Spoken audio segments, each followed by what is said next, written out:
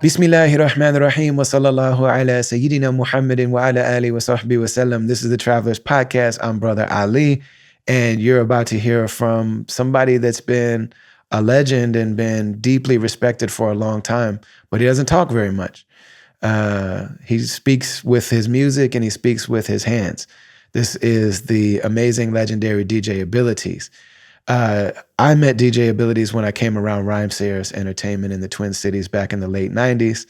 And he was already, him and Eyedea. So the group is Eyedea and Abilities. Eyedea, the legendary artist of all kinds. He was also a producer. He was already also a visual artist. He was a b-boy, but he's most known for being an amazing songwriter and for being one of the greatest freestyle MCs that ever lived. And the two of them went all over the place, winning battle after battle. Eyedea won all these battles, and DJ Abilities won all sorts of Scribble Jam and DMC and all the battles that were around at that time. And then the two of them made incredible albums together. And so we're going to talk about all of that. And then, tragically, we lost Eyedea, who was one of the most influential people in our circle. And so we talked to Abilities about what that meant. These guys were teenagers together. When I met them, Abilities actually lived with Eyedea. And like I said, they were teenagers at that time. So, and I realized I never really knew why that was, So part of why we're having the opportunity to sit and talk now is because I have a new album that just dropped called Satisfied Soul, produced by Ant. And we did a West Coast leg of the tour for Satisfied Soul, me and Ant together, who's also the producer for Atmosphere. But people wanted Eastern dates, they wanted Southern dates. So we got busy booking those dates. And it's like, okay, well, who's going to be the DJ? So I talked to DJ Abilities. Incredible turntablist, incredible producer, incredible DJ, makes amazing mixtapes. Like, this guy is literally a world-renowned DJ, like a DJ that can play next to all of the great turntablists and hold his own and teach them a thing or two along the way. So the opportunity for us to travel and tour together is really exciting. Go to brotherali.com. We're touring together in April and May. Do not miss this. I mean, if you need to travel to be at one of these shows, then do it. I can only imagine what this set is going to be like, and it's never happened before. So go to brotherali.com, check out the tour dates, and check us out on tour. This conversation is a long, in-depth one, because I realized, for as well, we really knew each other, and I felt very connected to him, but we never actually talked about our lives very much. And it's an amazing time to talk to DJ Abilities because he's newly sober, just within 2 years. And he was known for always having a drink in his hand, you know what I mean? And he talks us through that. He also moved from Minneapolis to Milwaukee, and he talks to us about that. He also is just a short period away from becoming a yoga instructor. He's been a person that was always athletic and, in great shape through all of it. So this is a really, really dope conversation. I'm very, very grateful to be able to bring it to you because this is my first time hearing him talk in depth, and it'll be that way for a lot of people. So whether you're new to the world of DJ Abilities or you've been following him a long time, you're going to hear something here that you've never heard before. So much love to Zakat Foundation for sponsoring these episodes, and let's get right into this conversation with the great DJ Abilities. Word, man. It's crazy. So when we first met each other, I was aware that most artists in general, there's spaces in their lives, especially when we're in our early 20s or whatever, late teens, where our lives aren't usually together. There's the artist usually has some life stuff going on that they're still trying to figure out. Maybe that's why we're artists, I don't know. But I was aware that there was a lot of dysfunction in my family, and I knew that at the time that I met you, that you were living at Eyedea's crib. But I never knew why. I just assumed that if somebody is you were a teenager, not living with you at home with your mom or dad, whatever, and I never asked you, but I figure this is as good a chance to any to say what do you feel like sharing about what your childhood was like? What are you cool with sharing on the podcast about? Because I have no clue. I have no idea. Okay, so we're not in the podcast yet. No, we are. We are. This is the podcast. Yeah. Okay. I thought you were seeing what do you feel comfortable talking about? Um, Now, I just want to phrase it like that because, like, man, it's totally up to you. It's your story to share whatever part you want to share. well, I could But share what was your because childhood like? so my well, are you want to know what my childhood was like, or why I was living with Mikey at the time? All of the above. Like, what? Okay. Tell me, give me an idea of what your life was like before you became DJ Abilities. Well, I was always an artist. I always Mm. liked drawing, and I always was creative. And so that's actually what I thought I was going to be for years until I found hip hop. Actually, I thought I was going to be a visual artist, and then I found hip hop. Tried all of the elements. DJing was the one that I enjoyed the most and had the most natural talent for. So that's what I wound up pursuing, and I'm still doing. You know, it's funny. It's funny to think I've been a DJ longer than I haven't been a DJ. You know what I mean? I'm sure you're the Yeah. same way with being a rapper. You know, it's kind of weird because like we're just who we are, and then we like create these labels or identify certain ways, certain things, right? And I remember when I had that epiphany or that realization, like, wow, I've been DJ Abilities longer than I haven't been DJ Right, right, right, Abilities, right. and that's just kind of odd to me. Or like Yeah. I've been that longer than like a lot of people have been alive. Do you know what I mean? Like that, like Yeah. that makes me feel weird. Yeah. But I it's just cool. got interviewed by this artist for Bandcamp. And we had this great conversation. She was so insightful and da da da. And I was like, "Are you an artist?" And she's like, "Yeah." And I went and looked up her stuff. And I told her like, "Yeah, I've been a professional artist. Like I've been selling music for 25 years." And she's like, "I haven't even been alive that long." I'm like, "Dang!" Like, you know what I mean? Because I'm thinking I'm talking to like a fully formed adult Exactly. who We're old, man. like, We're old people. man. I mean, we got a lot of experience, man. Of course. I mean, I, it's a blessing, it's really. funny because we don't look old, and No, and neither one of us feel old. And that's for the both big of us, one. like the way that you and I have been connecting, I'm like, man, we never connected like this back then. You know what I mean? It's like we've been in the same crew for a long time. It's like if Max is in a fight, I'm in a fight. Like it's been that for a long time. This whole time, Yes. it's been that for 25 years. If somebody doesn't like you, they shouldn't like me either. But I'm like, oh man, our friendship is kind of just starting. I know. I So much know. so that like I don't know why you didn't live with your family. I Well, never knew. but you know what though? Because it's a situation where whenever we would see each other, it was always in the realm of shows and things like that, right? So it was kind of like we're caught up in enjoying the moment. We're caught up in this thing that we we decided to create to get away from negativity. So it's like that's all we know. That's how we know one another is from this chosen path.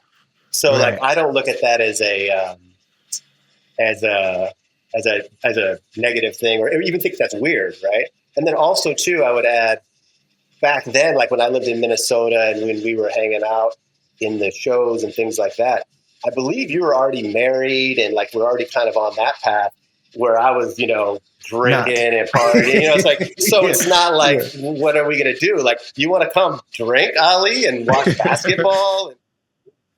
You know what I mean? It's like, no, I'm with my wife and I'm going to go pray. It's like, Yeah. so it's like the chance for us to be social was that setting, and it's like, it's not like we're going to be on some fresh ass show and be like, hey, tell me about your childhood trauma. Yeah, we were building something, and not only like we were building. The dope thing about that community that we were part of is that we were building our own personal thing, but also we were building something together. That was the understanding. Like we're building something that's for all of us, and that's for our city, and for this culture, and for the. So we were working on stuff, and we did have hours together, but yeah, they would either be at shows or I just remember hours and hours of kicking it at Fifth Element, where you were the cashier and also as like resident expert DJ. And yeah, it was always be like 40 ounces on a the four a fucking, 40 tucked behind the thing. You know what I God, mean? Because so Sadiq would be silly. like, "Come on, man, you can't just be straight up drinking. Like I know, at least put it in a cup or something." You know what I mean? man. So it would be just hours of that, and like that was almost like we were in university together. Like we were doing our doctorate program together. You know what I'm saying? And How about that? so it was deeply focused. And it's somebody might think it's weird if they haven't been through it, but it's actually a really beautiful thing because even though we don't know a whole lot about each other's like personal life, we know each other in ways that you only could know somebody if you've seen them prepare for a battle or try to get their first album together or have their first headlining show and you don't know if anybody's going to show up or you know what I'm saying? I saw you have to hold your own against DJs, like the ego clash of DJs. I remember you and King IXL having a conversation where you're like 19 and and you weren't buff yet. And IXL is like a 6'6", Huge. 27-year-old Yeah. black man. And I just remember looking at you and I'm like, Max is not backing down. I was like, this is dope. That's all like, man, this dude is not backing down. You know what I mean? It's like we know each other in ways that, you know me in ways that my wife doesn't know me just because of what we were doing all those years. Sure. That makes sense. But I there's would, a I lot would, of gaps. I would add too to that is like, I think a lot of artists, and then specifically since we chose hip hop music, there's a lot of like positive things that were similar and probably a lot of negative things that were similar as far as coming up. And then you carry yourself a certain way, right? And so I think what probably happened is you're carrying yourself a certain way. I'm carrying myself a certain way. It's like we recognize this without even necessarily thinking about it. That we're kind of on the same vibration. There's some right? survival. There's like a survival kind of energy. There's kind of like, man, if I let anybody hurt me, I might be taken out. Sure. There's a protective kind of, there's a protective thing there. There's certainly that's it part of the equation, but it's good, bad, it's all kinds of things. But it's like, it's almost like I see that you're on a similar path that I am just by the way you are. Right. And so I think but you also mean like the seriousness, like the level of dedication. You talking about that part? I mean, everything, all of it. I just feel like a lot can be said without being said just by the way that you are. And we were on a similar path. So to bring it full circle, when you're talking about you don't know that much specifically about me, but why was it that it feels like we know each other? And I'm giving an example of one of the reasons I think that would be the case. Yeah, I feel that.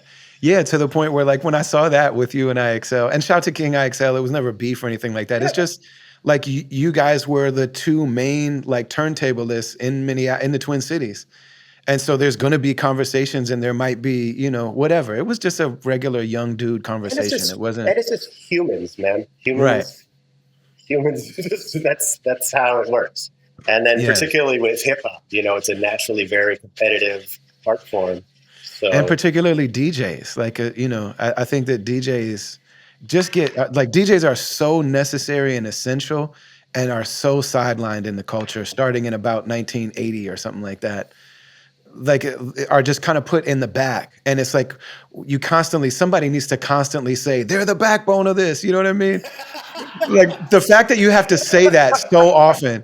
The fact you have to say that at the DMCs, like Ice-T has to say, yo, these are guys that are backbones of this culture, man.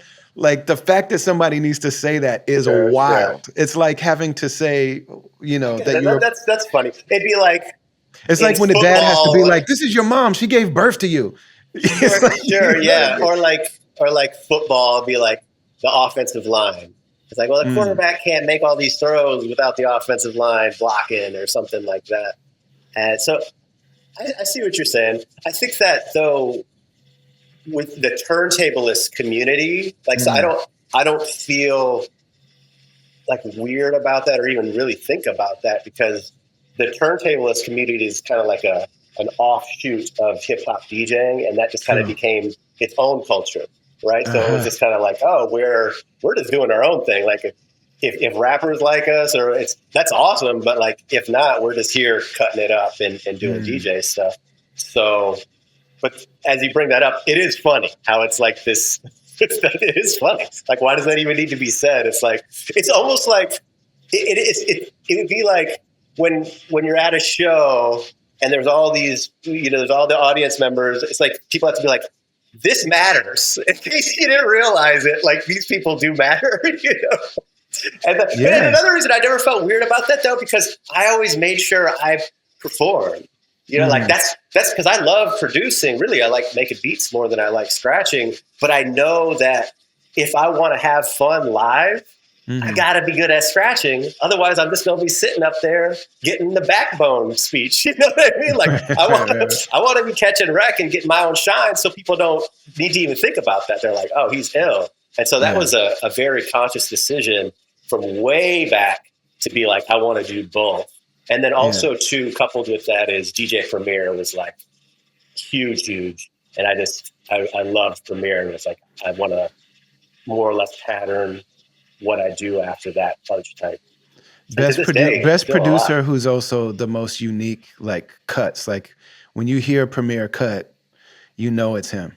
You know what I mean? Exactly. It's basically, and I try to approach it the same way in that the scratching is really just like the best sample of the beat.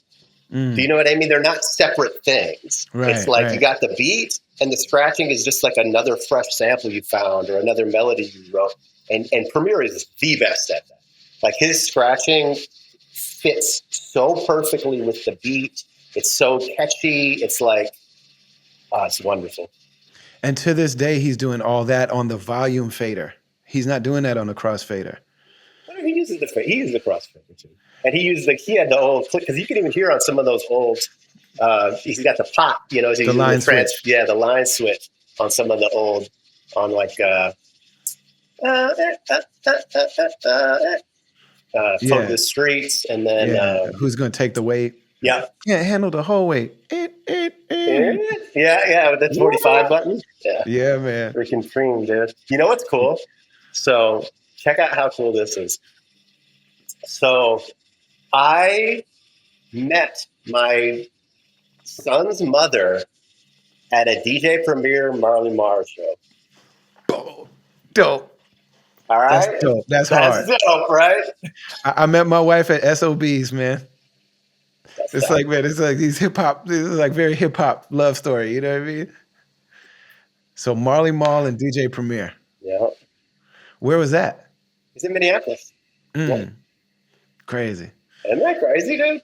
Yeah. That makes me so happy. So this is why we never talked about, so childhood. Yeah, just, man, whatever you feel like telling us about what it was like growing up and getting to that teenage time. It's fine. You know, it's like I lived in New Mexico. You know, my parents got divorced and I was always an artistic kid. My mom got addicted to drugs when I was a teenager. So that's why she's been sober 20 plus years now. So wow. That's awesome. Which is one of the reasons I feel comfortable talking about it, you know, because she got sober.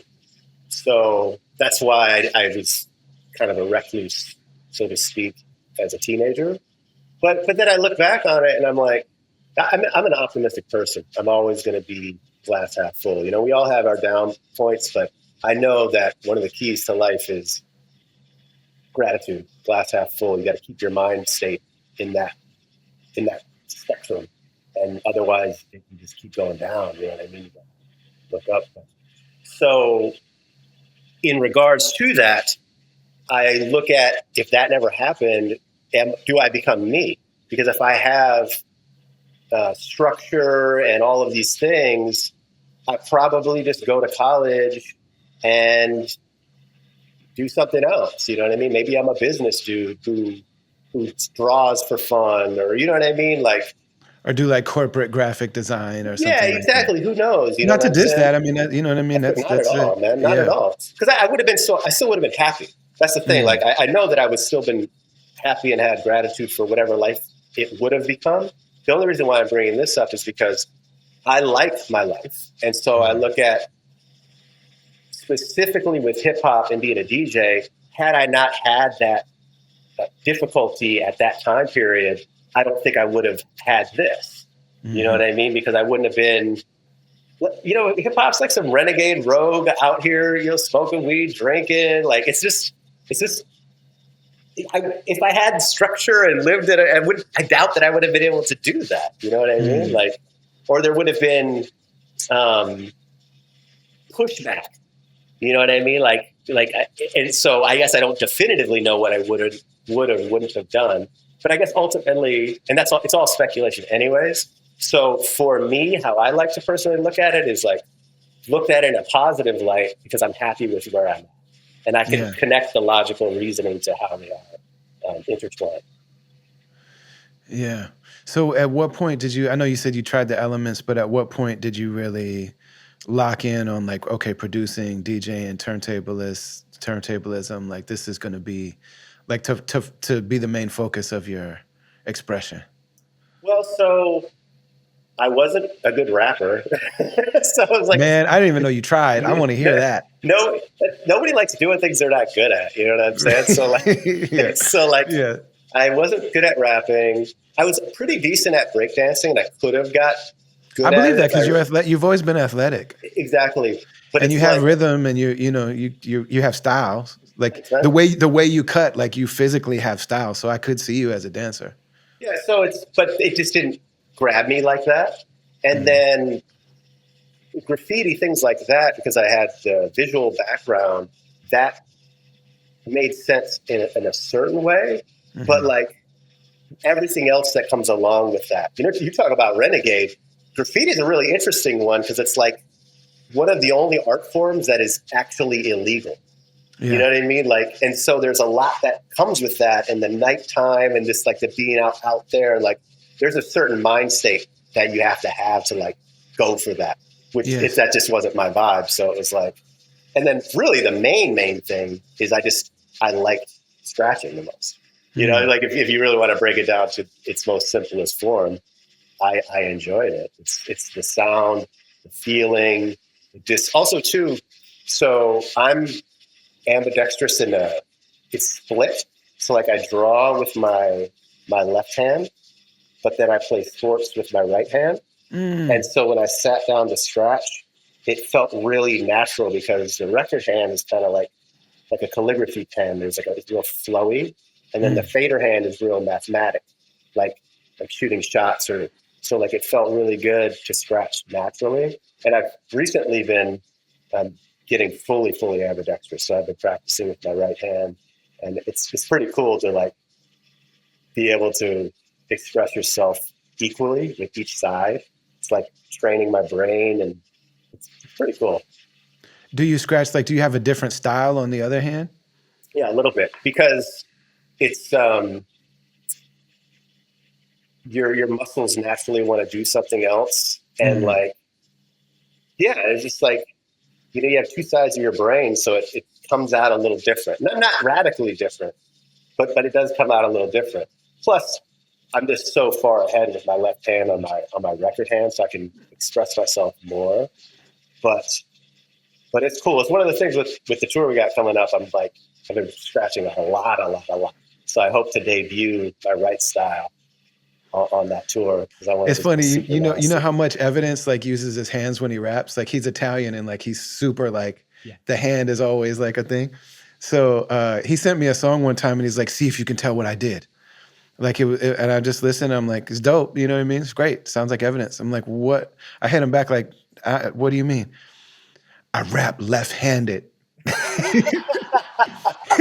He's like, "I held the rhyme with my other hand," and I like, so he does that when he's recording in the booth, and I'm just thinking of him in the booth, like just doing the full Evidence hands. He was like, I rap left-handed. I can't believe it. You can't hear it? It sounds totally different. Like man, you smoking too much of that good California thing, man.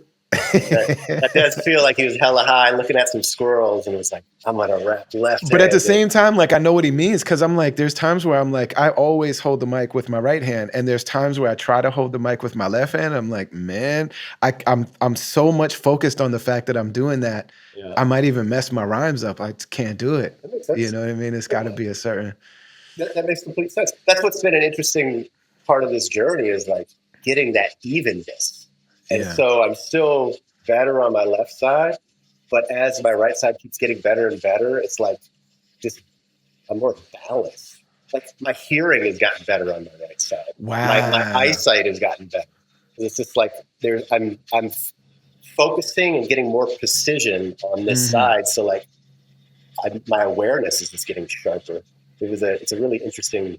I wouldn't, side effect usually has negative connotations, but it's like an interesting side effect.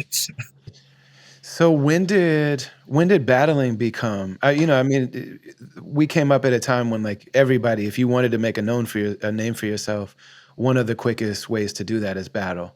Yeah. But and especially in turntablism, there weren't like we still were kind of like pre DJ Shadow and all that kind of stuff.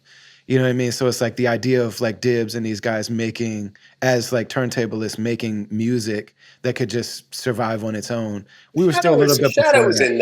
in that realm actually, but Okay. But it was still but very new and not you know what I mean? I just know oh, that battling absolutely, was one of the main of ways to course. actually be showcased. So how did that start to show up for you?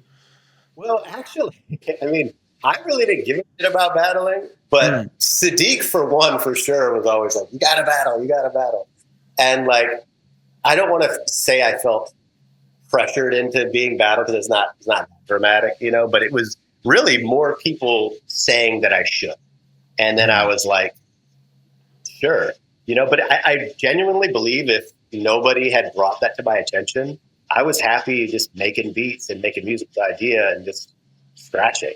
I didn't feel like I needed to. Now, that said, I'm glad that I did it because that process is a unique process. Like, it's nerve wracking in an incredible way. The level of discipline to get prepared for something like that, it's like, it made doing normal shows after much easier because you're like, mhm. oh, all of these people, or I'll say this, it also made, because we all open up for people sometimes whose audience don't give a fuck about us, right? And You know what I'm especially what saying? we look like and stuff, like, man, it'd Ex- be like, ex- "You wanna open for Wu-Tang?" It's like, you think you do until you ex- step out there and it's like, "Oh, man, these people came to say Wu-Tang, they're looking at me like, 'Yo, what are you doing? Why are you exactly. even here?'" Exactly. Yeah, And that's where having gone through battles can really help because right. it's that same thing. You got to win them over, right? So you can just kind of flip that switch. So I'm glad that I did it. Mhm, But like the reason I stopped battling, and realistically early on, like, I mean, I had battle friend DJs who were really successful. Oh, you got to keep going because they saw, potential or talent or whatnot. mhm, And so I retired early, quote unquote. But for me, it was like, in order to be really, really, to be a champion, you have to have pretty singular vision. And mm, for me, like, I'm an artist first and foremost, so I'm like, I don't want to spend that much time on one emotion. It just, I didn't like that. I was like, I'm going to have to spend countless hours just on saying I'm fresher than you. It's like, I want to explore melancholy. I want to explore sadness. I want to explore anger. I want to explore contemplative. Like, I want to have, and that's why Eyedea and I work so well together because I could make a beat that had any emotion, any tempo, and I knew that he could rap to it. And mhm. for me, that's fun. Whereas, like, if I wanted to be really, really good at battling, I'd have to just narrow that focus too extremely to where it wouldn't be enjoyable anymore. And then if it's not enjoyable anymore, I might as well go be a business dude and make way more money. You know what I'm saying? Like, if I'm not going to have fun, I got to be paid, period. Yeah, yeah. So, One of the things that I noticed about you and Mikey is that from the very beginning, you guys had a type of like you were very young, you didn't look the part of like what you were, what you do know you what I mean? mean? I mean, yeah, I mean, like, you look at Mikey in the Blaze battle, but that was part of the charm of it. Yeah. You know what I mean? Is like just, like he looks like a nerdy kind of like skateboard dude. You look like a, movie star surfer. You know what I mean? You're It's like too kind. these guys don't look like they're gonna I, get in the re- battle I and tear remember, your head off. dude, I remember, it's funny you bring that up because I forget who it was, man, but it was somebody in the 1200 hobos who was like, he's like, man, my girlfriend would love you. You look like a straight up French actor. And Yo. I was like, oh shit. Yeah, I think, man, I'm trying to remember who it was, but like one of the DJs that was hating on you was like, man, yeah, but this Keanu Reeves looking motherfucker. I said, man, you can't be mad at this guy because he looks good. Like, what are you talking about? You know what I Well, mean? exactly, it's irrelevant. Like It's- that's what's so fresh about hip hop and art in general. mm, It's one of the few things because so in society, class and wealth will give you such an advantage in life, right? There's this humongous discrepancy, but in art, like you have to earn it. Like it doesn't matter if you're some millionaire's kid or whatever. Like that doesn't mean you're going to be better at art. Like you have to put the time in to become good. You have to search within. Who are you? What is my right, voice? Like, man. and so like it's a really even playing field. And you could make a case that having difficulty is going to give you an advantage because Hmm. you can funnel that and you have real life experience. If you never went through struggle, I don't think your art's going to probably be good, right? It's not going to Man. have like how I used to call it teeth. He liked art with teeth. It's like, Yeah. and it's like the bite. Like there has to be something in there. Some like it has to feel necessary, right? Yeah. Like, and Yes. I feel like Yeah. this goes back to what we were talking about a little earlier. You see people like, I need to do this. Right. If you're rich, you don't need to do shit, and that's why usually their music or their art sucks because they're too. You get what I'm saying, right? Yeah. I didn't really want to battle either. But I just saw like what it was doing for Mikey, and I was like, I could do that. You know what I'm saying? Like I can do that. And I'm like, Yeah. so I'm the first Scribble Jam I went to. I never look at those things, but I did look at it recently because they're doing a documentary, and Yeah, I saw that. That looks so. and I just saw like me leaning over on this dude and saying, "You don't understand. I got no money. I got no job. I got a kid at home. I have to win." I remember that. I remember and, that. and like I leaned in and I like bumped his hat and he jumped back up. I Like remember that. Yeah, I 'cause bumped him and he that jumped at this kind brim. of, Yeah, I remember that. and it was And just it just like, looked real because he was like he had the flinch. Yeah, yeah. that's And he did have this look on his face like, oh my God, this guy, you're crazy. Yeah, man, like this dude's crazy. that. And like, man, yeah, it's a trip, man. So you and Mikey both were so young and you had such an air of like self-assuredness and confidence. And you were kind of loud and a little bit and like very confident to the point where if somebody wasn't confident, they'd be like, these guys are cocky. Yeah, You we know what I got mean? that a These lot. dudes are arrogant, they're Yeah, self-involved. and they were But kind of right. A little bit was right. We were a mm, little bit. You mm, know what mm, I mean? mm. So I didn't mean to cut you off, but go right ahead. No, but it's like, to understand like what it is to be in that world, like the level of like promise the consistent promise that a person has to keep to themselves.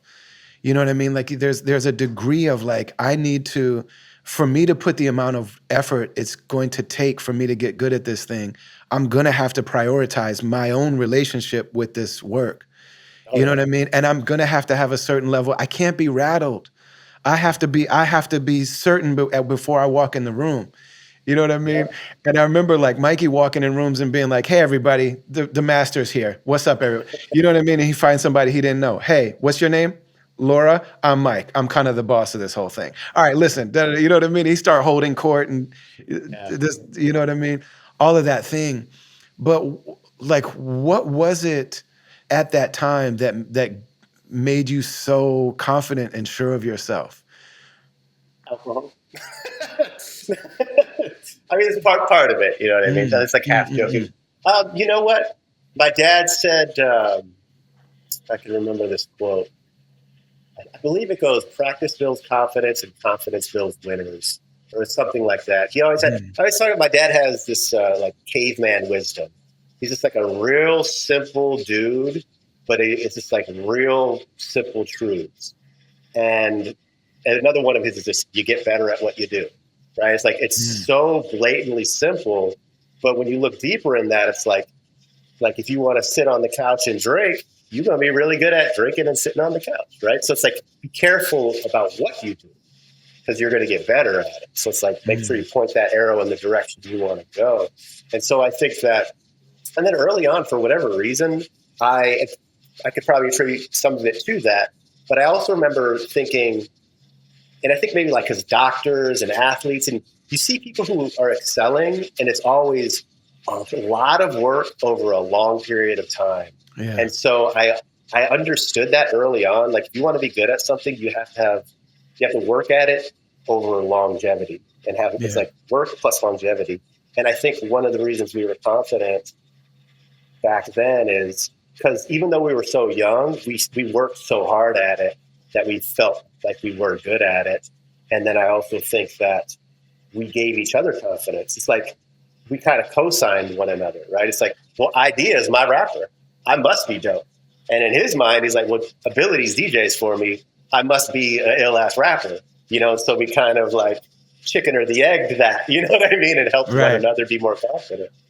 Man, it's crazy. So there's these duos, these artistic duos, and they're not just in hip hop, but if we look at hip hop, it's like, man, everybody loves that book that Prodigy wrote. And it's hilarious, I need but to it's read it. I didn't know that existed. oh man. Yeah, it's called My Infamous Life. And get the audiobook. Like, you can read the book, it's great. The audiobook is him Here, just telling it's stories him. from his life. It's That's awesome. wild. It is wild. But what's ill about it though is that he talks also there's a lot of, I mean, he's like a for real artist too. And you hear that in the way that he talks about the art. And he describes, the moment where him and Havoc start to come around each other. And at one point there was a DJ that was involved. And what's so interesting to me is that he just says, and somebody would maybe think it's funny, but he's like, this DJ was too tall. You know what I'm saying? Because like Prodigy and Havoc are not tall. Like they're like yeah, elves. Yeah, man. And he was just like, yeah, this DJ was too tall. And so they described like when they met Alchemist, it was like, okay, this dude is dedicated like us. He's an artist like us. He's the right size. You know what I mean? But and I just think about like, man, Slug and Ant. Like these guys are the same height. They got the same look. They're the same look. Yeah. They got the same racial makeup. They come from like similar like backgrounds. You know what I mean? But they're just similar. And it's like, this is a match made in heaven. Like these guys have to be a group. I've thought that exact same thing before. And it's interesting with them too in particular because like they're the same, but Ant, the way he leans would be like the guy in the back, and the way Slug leans, it's like they just have the right amount of. It's like they start from the same basis, and then like they got. Well, let's give him a couple more charisma points, and let's give him a couple more of these points. Like I used to play. But it's just a different type of charisma. It's a different type. Yeah, you know what I mean? But exactly. But it's like Slug has a thing where it's like, I'm gonna be the star. But also Ant, like if you listen to him talk, like if he will actually start talking, it's like, man, everything this guy says is incredible. Yeah, I often find myself whenever we have those big events and everybody's there, I almost always have a long conversation with him. He's a super interesting dude. But I just mean it in terms of, I was kind of using a role-playing game metaphor. I used to play role-playing games when I was younger. And right, you get a certain number of overall points. Yeah. It's like they're the same archetype, right? They're like warrior class or whatever class. It's like they're elves, dwarves, or whatever. They're the same class, but Slug just put more points into this, and then Ant like, well, I want an extra in beat making, you know what I mean, or whatever it is. But I get what you're saying, and so I feel like me and Eyedea had the same thing. We were like, well, that's what I'm saying. Like, man, I like, how did you? Because to me, it's just like, man, these guys were made for each other, and you kind of got made together because you were together since you were so young. Like you were together through all those formative years. But how did you guys meet? What was that? How did you realize that this amazing like alchemy thing is happening? And what was that for you guys? Well, so we were both just young knucklehead kids. So it was just, we met through smoking weed and drinking and partying and doing shit like that, right? It's like, which is another reason, like, had I had more structure, I probably wouldn't have been doing that, at least not as much, right? So we had the freedom to go and do those types of things. And Mikey really was a prodigy. Like, I like to think that I'm a talented dude, but I feel like a lot of success that I've been able to achieve has been like thinking, what can I do? And then executing and then achieving it. Right. And so Mikey did that as well. But I think Mike also has like just he was naturally amazing, like really a prodigy. In every Like way. like when you think of like basketball players, like you could shoot and get really good at shooting, but some people are just gonna be able to run faster and jump higher, right? So when you talk about rapping, he had that. That's one of the reasons he was so good at battling. He was just so fast and sharp. And it's like, yes, you can get better at that through practicing, but there's a certain level of natural ability that he just had. And that was apparent. Like everybody knew he was crazy talented. So we're all hanging out, and this is R.I.P. Sess. So Sess was actually, he's one of the main reasons I even decided to start doing hip hop, because if you remember back then, like it was all on the coast. Like there wasn't, at least I wasn't aware of like hip hop. I'm sure there was something happening, but I wasn't aware of it in the Twin Cities. And then when I met Seth, he was such a good rapper. It blew my mind because I was like, oh, you're good at rapping like the CDs that I listened to. And so once a person I knew who was my friend, I was like, well, maybe I could do it, right? Because it felt like something that was just like it would even have crossed my mind that I could do it. But then when there's a living, breathing person who's doing it, it made it palpable and real, you know. And he instilled confidence in me. And it was like Headshots was the big crew, and he was like, I think you could be in Headshots. He would say that to me, and that built me up. And I remember saying the same thing to Mike, because I was like, Herbie thinks this about me, and I was like, I think this about you, because he was so talented. I was like, if I can do it, you can do it, because you're more talented than I am. You know what I mean? And so that's how we just started, this like hanging out, and then a mutual respect, I think, artistically as well. But one of the cool things about us is we never decided to be a group. We never had a discussion about being a group. We just hung out, and then eventually we just were a group. And that always is like wild to me. Like it was never like, yeah, we should be a group. It just kind of like happened. Yeah. So I remember when I first came across you guys, you were called Sixth Sense. Yep. And yeah, it was like when I started to see us. So I never met Seth. Like he's just somebody that I heard about. You know what I mean? Yeah. Like just this like mythical figure. You know what I mean? For us, there was a guy named Omar. I don't know if you ever know Omar, but Omar. I do know that name. Yep. Omar was like the things that they would say about Seth. I was like, I think Omar was nice like that too. He was always of like, of the like Muslim 5%er kind of squad. That's what I was gravitating towards. He was the one that was like, everyone was rhyming, but when Omar started rhyming, it's like, okay, this is different. You know what I'm saying? I remember hearing stories. I never witnessed it, but I remember hearing about him. So I would say that you're probably right in that. It's crazy how as a teenager in the Twin Cities, like North Minneapolis and South Minneapolis might as well be different countries. Yeah, you know what I'm saying? And then St. Paul is like a different continent. Yeah, man, it's not even the same. I remember Mikey used to be like, "Yo, I'm from the west side. I'm from the east side of South St. Paul." He said these were like wild, just wild, hilarious things that he would repeat that were funny to him that he would just say all the time.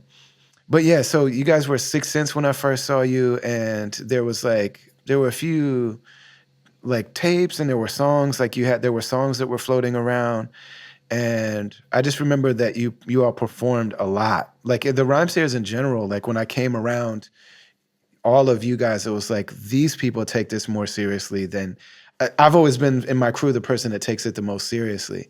And then when I came across all of you all, I was like, this is a different level of the game, of just how professional, how engaged, how like these people just eat and breathe and sleep whatever art form they're doing. So like those early days, like what were the things that you all were focusing on early? I feel like there was a lot of, there were like a few songs. It feels like it took a minute to really find your sound and to figure out, how to do things in terms of like recorded music. Okay, so you're asking about so I'm just like the early process of developing as a group, as like not just a person that can, because it's one thing to be like, yeah, the rapper can rap, the DJ is ill, but to start to figure out, well, like, what do we sound like? I feel like there was a journey, and to cut to the end of it is that I feel like by the time you guys got to By the Throat, that's when it felt like it was completely dialed in. Like, you know what I mean? Like the Firstborn and ENA, like those albums are amazing. My personal opinion is that when By the Throat happened, it was like, okay, this is it. This is the sound now. You know what I mean? Because you know what's interesting about that? I don't believe it would have been that, because we were actually leaning back towards, it would have been, our next record would have been a cross between ENA and By the Throat. Okay. Because it was like, By the Throat, we went to, so, okay, do you want, actually, this will be a good story. We're on the podcast, right? Like, this is what we're here for. Mm-hmm. So, because Eyedea and I actually broke up for a brief amount of time. Right? I remember. We were still friends, right? But it was like, we weren't working together. And I was actually, at the time, I was focusing just on scratching. I was like really dialed into becoming like really good. I saw, it's kind of funny, but I watched the PBS jazz documentary, and that like was like a game changer for me. So I was just like, and I was smoking a lot of weed at the time too. And so I would just like smoke weed and just scratch. Because talk about like people locking in to be masters at their craft. Mm-hmm. Old school jazz musicians and new school jazz musicians, but specifically that time period, those guys were dialed in. And so it's like, I was like, that's what I was focusing on. But every once in a while I would do, I would work on some beats or something. And I had one beat that I really liked. And this was before the internet and you could just send things easily. Well, not before the internet, but it was before you could just send files really easily, or at least I didn't know about it, right? So it's a long time ago. And I was going to give this beat to Sage at one point, and I was going to give it to Blueprint at one point. And it just never wound up happening. I know one of the times I actually forgot the CD, because I had the CD with the beat on it, and it was either going to give it to Blueprint or to Sage at the time, and I forgot it. I didn't have it. But so to keep going with the story, Eyedea and I get approached to do a show with Naughty by Nature. They're going to do one night, and we're going to do the other night. And my brother actually has the poster up on his crib, and it's funny because you see fucking Tretch and fucking Vinny, right? Vinny's the other guy, right? Yeah. And they're back to back, and then it's me and Mikey back to back. I remember that. It's just, oh, you remember that? Okay. Oh yeah, so, that was a moment. That was hilarious. Yeah. So him and I, like I said, we're still friends. So, and they offered us a lot of money. It's in Minneapolis. It's at First Avenue. It's like, well, why don't we just do it? Let's just make some bread. You know what I mean? Who cares? And so we start rehearsing, and I forget who brought it up, but it was like, should we try something new? And I had that one beat that I tried to give away 2 times, but I still had it. And I played it for him, and he just started spitting a verse over it, a verse that he had written for Carbon Carousel. That was his rock band at the time. That's what he was focusing on. And he started spitting this verse, and it sounded really good. Right? It was like, oh, this sounds good, man. So I was like, okay, we'll do that. And so we do the show. We do that beat with that verse. Everybody loves it, right? And then so we're like, oh, maybe we should do that. And that song wound up being Burn Fetish off By the Throat, right? So it was like, and that's to me, that's just really cool, because it kind of was like the very beginning of when we became a group. We didn't really think about it or talk about it. It just kind of happened. I was like, he's got this beat. He's got this verse. Because Mike usually wrote to beats. He didn't usually transplant.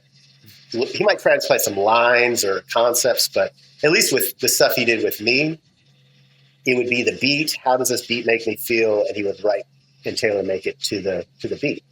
So it was really interesting that those vocals that he wrote for a rock group sounded that good over that beat. And it sounds, that's still one of my favorite songs we've ever made. That's one of the songs I played live at my own shows, Burn Fetish. It's like it rocks. And then so By the Throat, that, because he was still dialed into Carbon Carousel. So when we decided to work together again, because I grew up listening to rock music before I got into hip hop music. So, and I still loved rock music and metal. So that wasn't some far stretch for me. So I'm like, okay, this is what he's really into.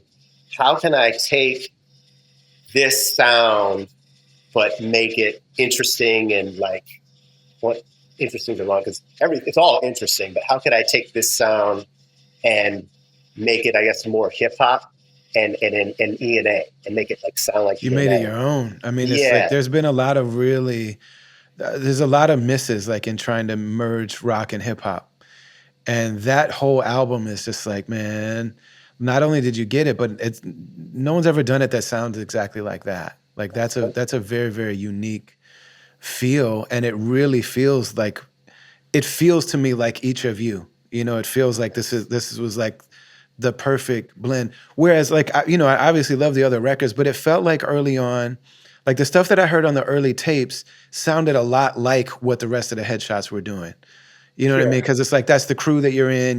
There's a sound developing between all these people, and it sounded like the songs that you had could play next to an Atmosphere song, a Beyond song, a Los Nativos song. There was something kind of like dark and heavy about all of that stuff that was like, kind of cinematic, and it kind of had this vibe to it with the big heavy drums and things. And then I feel like by the time you got to Firstborn, there was like it was more playful. Like it wasn't really like battle stuff. There was only like one kind of battle song on there. You know what I mean? But it was Firstborn wasn't really playful. It had one playful song on it, which was Big Shots. That was a play. But Firstborn, I think what you might be thinking of is, so in my estimation, if I'm hearing you correctly, Firstborn sounded closer to Atmosphere and Beyond, and I would quantify that as like heady, dark winter. Like that's very based on the vibe of Minnesota. Whereas like West Coast has a sound, New York has, because it's the vibe of the city and the climate, right? And so like that when this music is being made, it's like in a cold basement, in a cold winter, and it's wet and cold and yeah. And it's heady. You're thinking. You're inside a lot. You're thinking. Where E&A is more of a playful, I think that's fun what record. yeah. I think that I was kind of like a little off on my timelines. But yeah, so like the earlier stuff was a lot more like the crew, sounded a lot more like the crew. Yep. And then there was a period where it got to, because yeah, I definitely know on the E&A record, you know what I mean? Like some of those things where you got into scratching his vocals like seamlessly, like in the middle of a verse, he'd be going crazy and then suddenly you're scratching a word from the verse. Man, I don't know is that the first time that's ever been done? I never heard it before that. I think Black Moon might have done it on one of their, I forget what it's called, but nobody did it the way we did it, if that's what you're asking ultimately. And so how we did that was, that's when CDJs first came out, because Serato wasn't out at the time. And so we had one, and I had the beat, and because he would record at his house, that's where he recorded Oliver Hart, and we did Firstborn in the studio, but he did Oliver Hart at his crib, and then we did E&A and By the Throat. We're at his house. So he would go in the booth, spit his verse, and then we would press a CD of that part of the verse, and then we would decide, well, should I scratch the end of your verse or the beginning of your next verse? So we kind of wrote it together. Then we would press it, and then I would scratch it, and we would record it. And then once we had that, then it was like a linear process. So it was like, but it's just it's funny to think like burning a CD, like go spit the verse, let's burn the CD, put the CD, and then I'm cutting it up, record it. It was an interesting way to create art, but it particularly as the intro of an album, because people are like, what is this?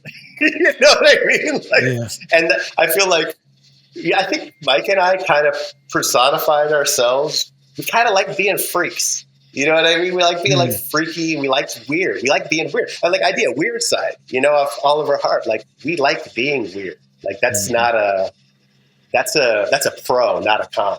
And Right. so when you think of the reintroducing, which is the song we're discussing, that's one of the weirdest sounding things in hip hop.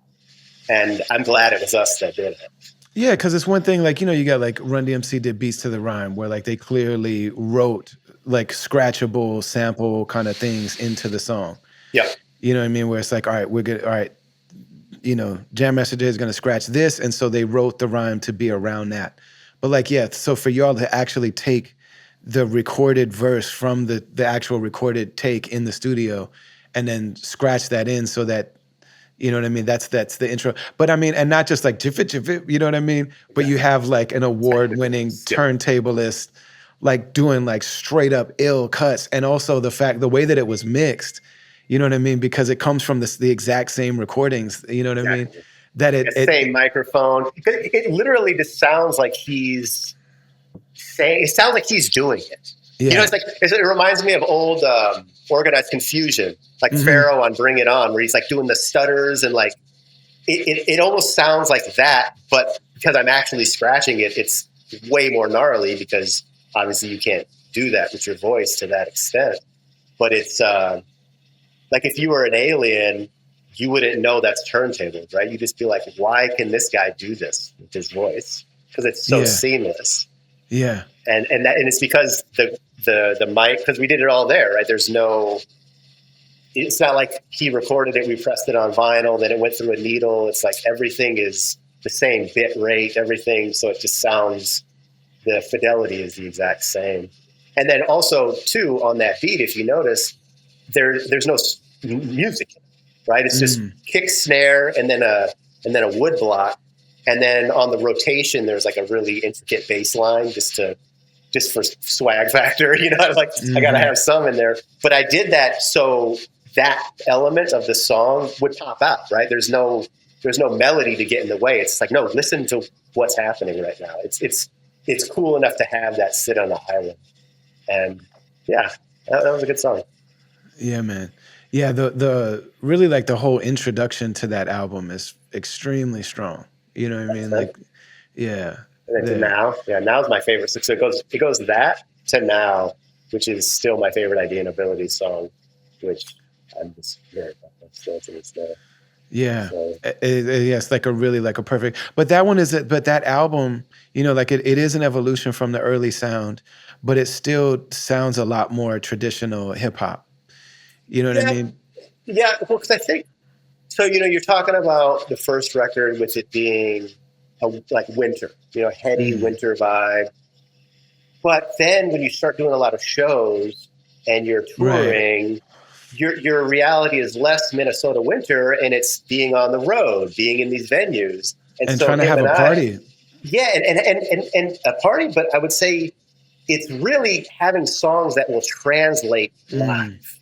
Right? So it could still be aggressive or funny or whatever, but could we play this live? So like a good example of that would be Exhausted Love. That's not like a hype song, but it would always get O's. Whenever we play, people like, oh! So because it still made sense live. But then there were songs specifically like 120 live. It's like, so that record had a specific, we specifically wanted to make sure we had songs that would come across in our performance because, like you could do a couple heady songs live, and unless that's what you want your aesthetic to be, no offense to whatever people want their aesthetics to be, but I like rah-rah, you know what I mean? I like turn up stuff, so I want more songs like that. Not the whole show, but I want the show to be high energy, and that's why I'm looking forward to making this set with you, my friend. Yeah, so, well, and you kind of have to earn those moments. Like if you want to do something, emotional or heady or like, you know what I mean? It's like, yeah, we're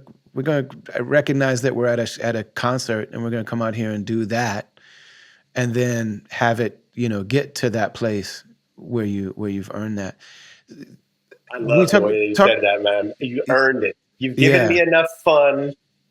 Now you can express this, and I'm going to intake that.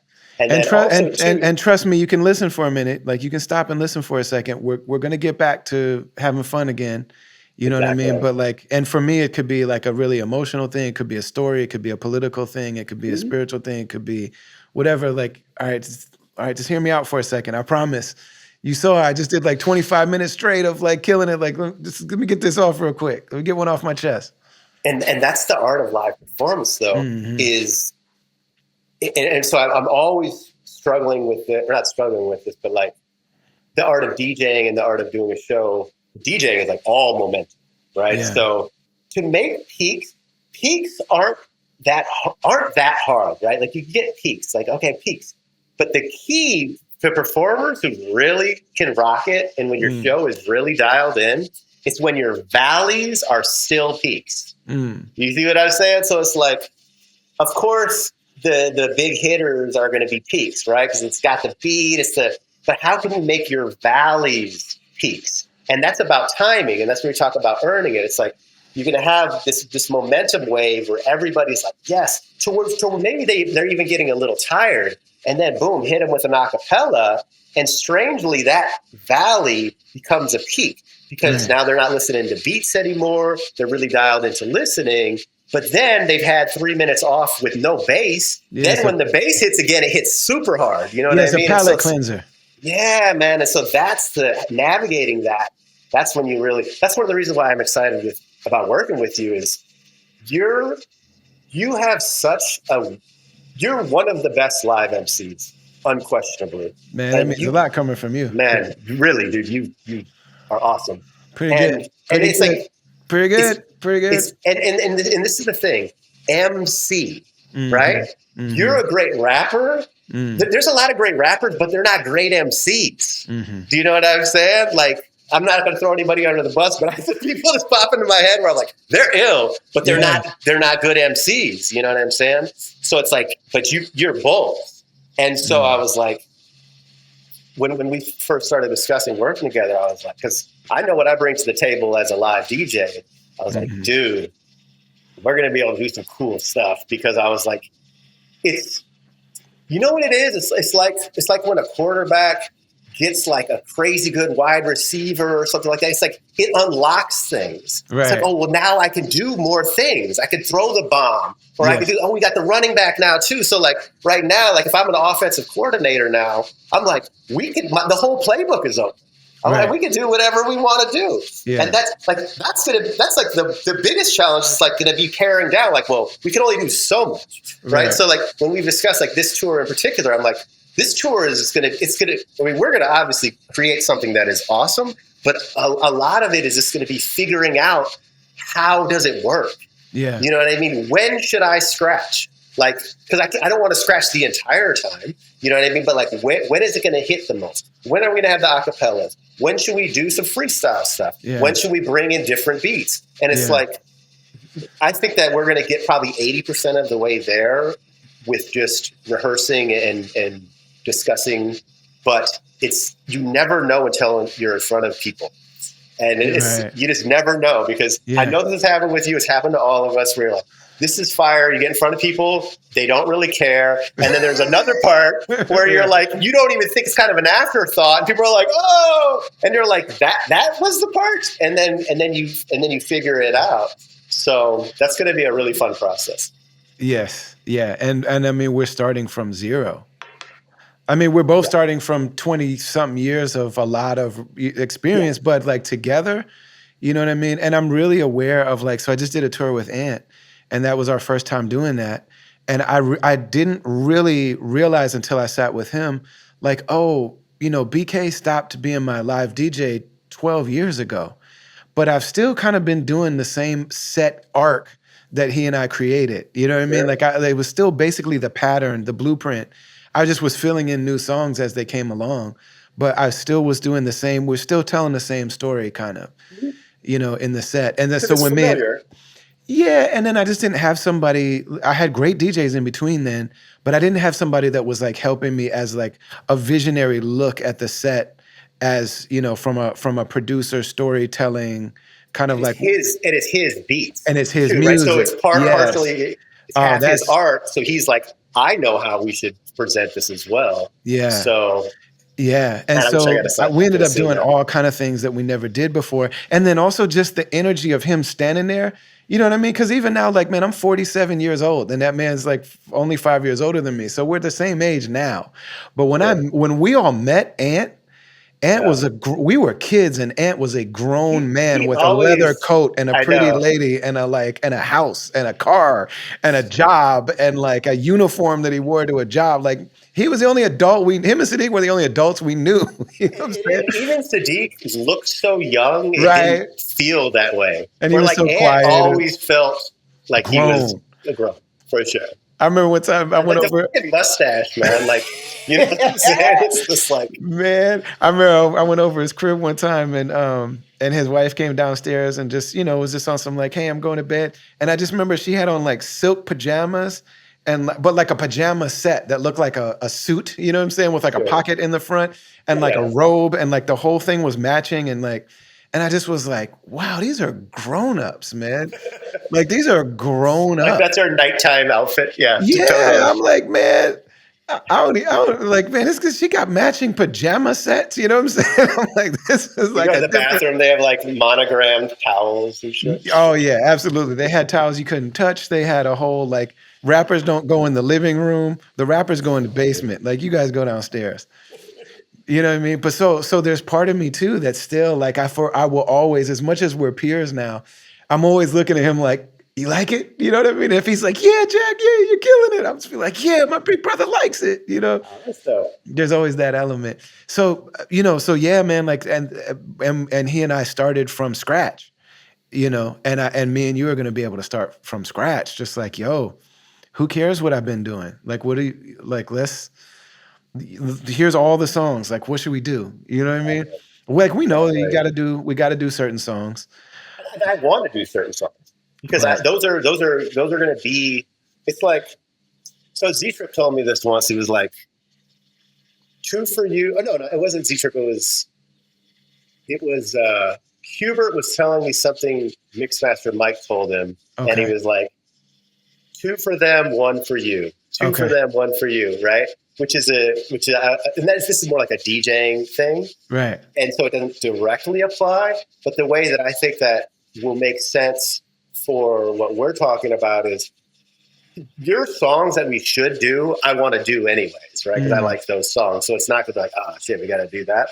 But we'll have those strategically placed throughout. You know what I mean? Where it's just like, here, one of the things that I'm most interested in working out is, so like as a DJ, I play really, really fast, right? I'm like, songs they're moving. Yeah. So, and that's what I like. And it's funny because Ant is not like that.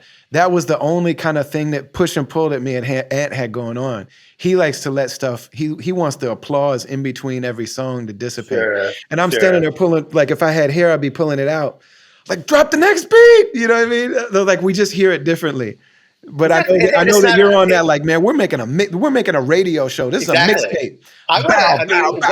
Bow. Yeah. I want to do some we'll never know until we get to doing it, right? What actually works. Yeah. But one of the things that I have rumbling around in my brain here is like almost more super throwback MC DJ stuff. Where it's just kind of like, we're obviously going to play, your big songs, probably, most of it, right? We'll switch out the last verse, a different beat or something, this or that, because people want to hear it, right? It's like, we're there to entertain. We don't want people to be like, they didn't do such and such or whatnot.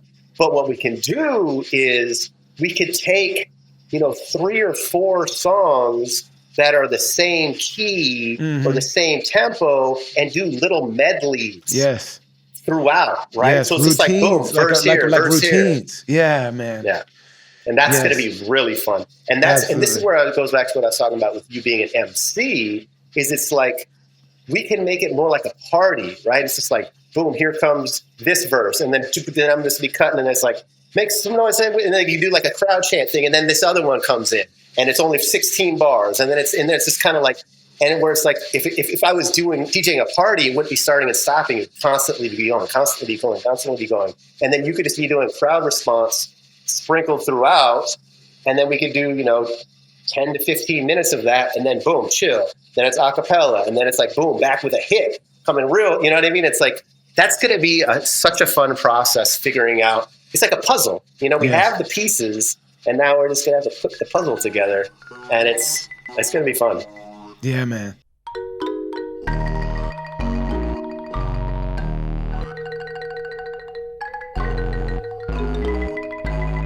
Independent artists. I mean, that's the name of the game. I mean, that's what this whole thing is about. We're independent, so we are able to say what's in our hearts. We're able to do things in a way that feels good to us.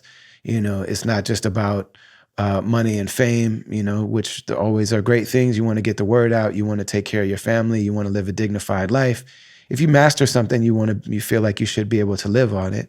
And that's important. But what we've discovered over the years is that being independent means that we don't have to censor ourselves based on sponsors and labels and all of this stuff. And maybe less people will know who we are, but the people who do will know the exact version of us that we want to put forward. Exactly what's in our heart is what ends up on the record, on the podcast, on the stage, at the show, all of that. So the fact that we're independent and the fact that you're really part of it, we cannot do what we do if it's not for you. So the fact that you're watching this, listening to it, you've already done so much for us. But I'm going to tell you how to keep this thing going with your support. Best thing to do for any independent situation, I mean, business, artist, creator, whatever it is to get on their mailing list. So for us, you go to brotherali.com, sign the mailing list. I promise I'm not going to bother you. I only send emails when we've got something exciting to share. But that's the best way to stay in touch. Do not think, well, oh, I follow Rhymestairs. I'm not on Rhymestairs anymore. Oh, well, I follow you on social media. Social media doesn't show you my posts most of the time. Can't tell you how many times I announce a tour and people be like, oh man, I can't believe you're not coming to so-and-so. It's like, yo, I came there on the last tour. I was just there a few weeks ago and I talked about it for months on social media. You didn't see it because the algorithm didn't show it to you. So please go sign the mailing list. The other thing to know is that we have a brand new album called Satisfied Soul, me and Ant, 17 new songs, new classics. I mean, this is some of the most amazing music that we've ever made. Grateful to be sharing it with you. You can get that on brotherali.com. You stream it everywhere, but get that vinyl on brotherali.com. We got CDs too. We got cassettes too, all that good stuff. You also see we got a bunch of merchandise there. You can get all of our other classic joints. You can get the Love and Service album and all of them. But this Satisfied Soul album is a special thing. So do that. I'm also on tour. Me and Eyedea Abilities are going to go on tour in the East Coast and the South and a couple Midwestern shows. The Satisfied Soul tour is the second leg of the tour. Go to brotherali.com and get those tickets. This is special, man. Eyedea Abilities is no joke. I have never done a tour with a DJ of his caliber. And so I have like goosebumps just thinking about what this thing could be. Don't miss it. Even if you've seen us 100 times, even if you saw some stuff from the first leg of the tour, that experience with Ant on tour, nothing like it. But this Eyedea Abilities thing is going to be its own thing too. It's going to be, I can imagine it being a very, very unique experience. So don't miss that. Also, we want to let you know, if you don't already know, that this podcast and all the work that we do, we have what's called a caravan, which is like our Patreon for our patrons. But it's a different platform that we use for our purposes. And there's different levels that you can join. You know, $5 a month, you get access to all sorts of exclusive stuff. You get these episodes early. You get early access to everything. There's a $25 level and there's a $100 level. That $100 level is very special. It's really, there's deep, deep engagement there. We really build community there. And the people in the caravan they've been doing that for years now. And people really know each other, support each other, travel together to come to things, you know, to come to shows. A whole crew of the caravan just came out to the last like 3 or 4 shows of the tour. We have people that come for multiple shows on the tours. We try to gift and offer all the stuff that we do for free, you know, whenever we can. And it's just a very, very beautiful community that's being built there. So if you really want to dig deep, you can get down with the caravan too on whatever level makes sense for you. All of that stuff you can find at brotherali.com. Appreciate you beyond words. Back to this conversation. So I've been thinking about like some of the like great like MC DJ combinations. You know what I mean? So I'm thinking like Jazzy Jeff and Fresh Prince, and then Jazzy Jeff and Skills.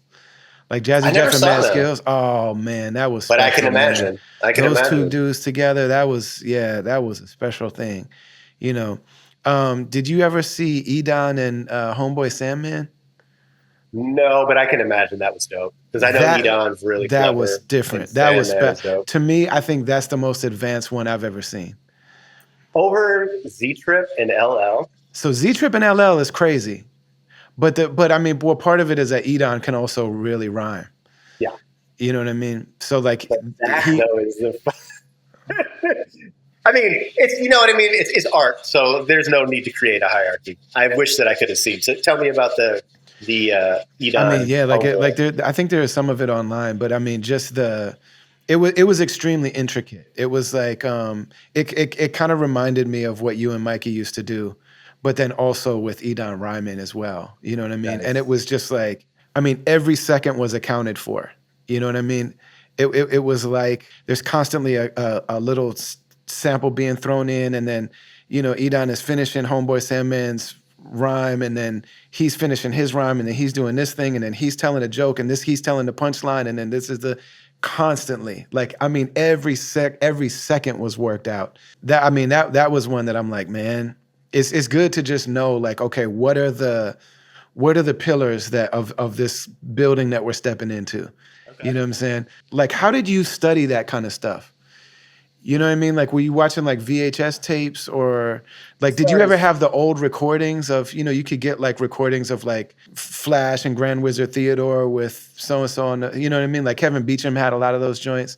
Like, what nah, was, man, mm, not it really the stuff with me and Mike. We just kind of came up with, man. Like mm, I didn't see like a well Gangstar. I would say Gangstar Records was a huge influence on our live show. Just the DJ always being present and scratching. So like that principle just kind of translated to the live show. But like particularly at the time, like I wasn't aware of like a lot of that old school stuff. The internet wasn't out like that where you could just like find it. You know what I yes. mean? And also you're just young, you're locked in, you're doing your own thing. So Hmm. there wasn't a lot of influence as far as him and I doing stuff It's together. funny, you and Mikey I always felt like, and I don't know if you said this or if I just kind of made it up, but it was always like, I always felt like it was equal parts in terms of influence. I always thought it was equal parts like Gangstar and Outkast. Interesting. I Outcast. Mikey really really liked Outcast. Mm, I liked them and grew to like them much more as I got older. But at the time, I was like Wu Tang, Nas, Mobb Deep, Pyro, Far Side, like that. You and I talked a little bit about this in a previous conversation of ours with that hmm. that early '90s. That's like that was my jam. That's the holy grail for you. Yeah, yeah, and particularly like the East Coast, New York stuff, and then the Hyro. for lack of a better way, like Pyro and Farside sounded kind of East Coast. I hate to say that, but you No, know but what I it mean. was Like, like very jazz influenced, very musical. It wasn't gangster. It wasn't like gang. It wasn't L.A. yeah, it had that, and so that's like really what I was dialed into. So Hmm. Outcast had its own other thing, right? But I still liked it. Like, I mean, Southern Playlist, the Cadillac Music, freaking just the intro song alone is just like insane. And Hmm. Ain't No Thing is just crazy dope. So like I still liked it, but it didn't like resonate with me. But I think that Mikey as a vocalist, he really liked Andre for obvious reasons. And I look at them not literally similar, but like similar in a sense that they're insanely creative. Hmm. They can rap super fast, super slow. They can Yes. hit any emotion. They can sing. Like they're different, but they're the same. Yeah, And and Big Boy has like he's very creative. He's very, but standing next to Andre, he looks kind of like foundational. He looks yeah, like he looks a that's little bit more traditional. it's Even funny though they he's wild creative and amazing. If Andre wasn't standing there, then he's an artist, artist, artist. But just man, Andre that's standing there. funny. You know what I'm That's funny saying? to But think then about. on the other side, like, man, Andre can spit, like, you know what I'm saying? But because of the like contrast, he seems more artsy and floaty, you know what I'm saying? And he is, he is more artsy and floaty. But it's so funny that you bring that up though, because like if Big Boy would have just came out as Big Boy, he probably would be considered a weird rapper. But because he's in a group with Andre, he seems fucking super It's like, oh, orthodox. thank God somebody's not confusing me. I know exactly what's happening the whole time he's rhyming. I know what all these words mean. Yeah, like we're on Funny. Earth. That's funny. I never thought of that. Yeah, you That's guys cool. always struck me as like outcast and gangstar, and you were more of the gangstar, and he was more of the outcast. Well, You know what I yeah, I mean? would see that. I could see that for sure because, well, if the literal comparison would be Freestyle Fellowship, and I Mm, was like Nas Wu Tang, so like more orthodox boom bap, and then he was more like West Coast out there Freestyle Fellowship kind of stuff, and that was our thing. Where he's yeah, like, I'm going to get super super weird. I'm like, well, I definitely want to get weird because I like being a weirdo, but like I fell in love with hip hop, this kind of hip hop. yeah, So even though it might not sound like it, it's still rooted in that. yeah. And then it did shift to a degree when I found Company Flow. So like LP is a huge, really DJ Premier and LP are Wow. like my main dudes for production. And then obviously as I've gotten older, it's everything. You know what I Sure. mean? But when you're younger like that, because Premiere was the beats and the scratching, but then when I heard LP, it was the fact that none of his stuff matched. So Hmm. before I heard him, I would be sampling stuff and I'd be like, it had to match. I guess I don't know how else to explain it. It would be like I have a jazzy bass line, I need a jazzy horn or something like that. But when you hear Funk Crusher Plus, it's like he's got like whale sounds, no hi-hats, a snare that's got a sound in it too, like Yeah. a xylophone pitched way the fuck. Like none of it matched, but it matched. And Right. so it was like it opened my mind to being like, oh, you can do anything you want. Mm. And that like his this is a good way to put it, his palette. Like if you're a painter, Hmm. his palette was like every color, All over the right? place. And it was And just like, he's just not cleaning the brush in between colors. You know what I'm saying? So like the dirtiness of it is what makes it all make sense. And the fact that, and there's something so hip hop about it's like, this makes sense because I said so. And I feel that, but you just see his whole I feel like I could just see his body and his he glasses and yeah, his little head being up and like the cigarette and like this makes sense because I said so. It's like he's word. LP is super hip. Yeah, It is man. a super hip hop dude. It's funny because for a while, he's a poster boy for kind of like weirdo rap. That dude is so orthodox hip hop. It's what like his mind state, right? But In what's his interesting being. about Run the Jewels is that he kept and this is obviously just my opinion, but like he kept the principle of there's no rules. I can do whatever I want. But as he progressed as a producer, his beats got cleaner and louder and did wind up matching more to a degree. Hmm. And that's one of the reasons why I think and then obviously Killer Mike, they have a great combination. But his beats are like, it's like he caught up with the world and him caught up and they converged, Yeah. right? Whereas like my shit sounds loud and clean enough now, and then the world is into interesting weird stuff enough, and then it will throw Killer Mike in here out of nowhere. Like wasn't expecting that, and it was just like this perfect timing of just like, and now Run the Jewels is Run the It's Jewels. interesting because yeah, there's elements that have always been there too. Like even his dynamics of like the artists that he works with. Like I think about like if I think about like him and Killer Mike and then him and Vast Air. Sure. You know what I mean? Where you got these guys where like if white mainstream America looks at a Vast Air or a Killer Mike, they're not just because of the built-in like lies that America has about people. When they see that image, they're not expecting the poetic genius that's about to come out of this person. You know what I'm saying? And but Yeah, you're. Adam, feel free. Finish your thought. Finish. well, I'm saying that like there's something in LP that's like if I put this person on this kind of like this kind of avant-garde music, and then people hear what they have to say, not only do people look at, not only does one side of the track, not only does like the one side of the track look at a Killer Mike or differently, or a Vast Air differently, but then also what the marriage of them also makes hip hop look at LP differently and see him for who he is. Cause like he's funky and he's dope. Whereas like just Sure. the picture, there are people that might look at LP and be like, who is this Jamie character? You know what I'm saying? Like, who is this dude that thinks he's about to come in and make a classic hip hop record? You know what I'm saying? But there's something about the marriage of like what he kind of has always done that proves the short-sightedness of anybody looking at this thing. Okay, I agree with that. I think that as far as the artist, like opening people up in like an artistic avant-garde way, I think that really applies to the Cold Vein, the Can Ox thing, because that's when his beats were really out there artistic-y. And Vass is more out there too than Vortal. Yeah, Vass and Vortal. Vortal. Yeah. Vass is like on planet Earth compared to Vortal.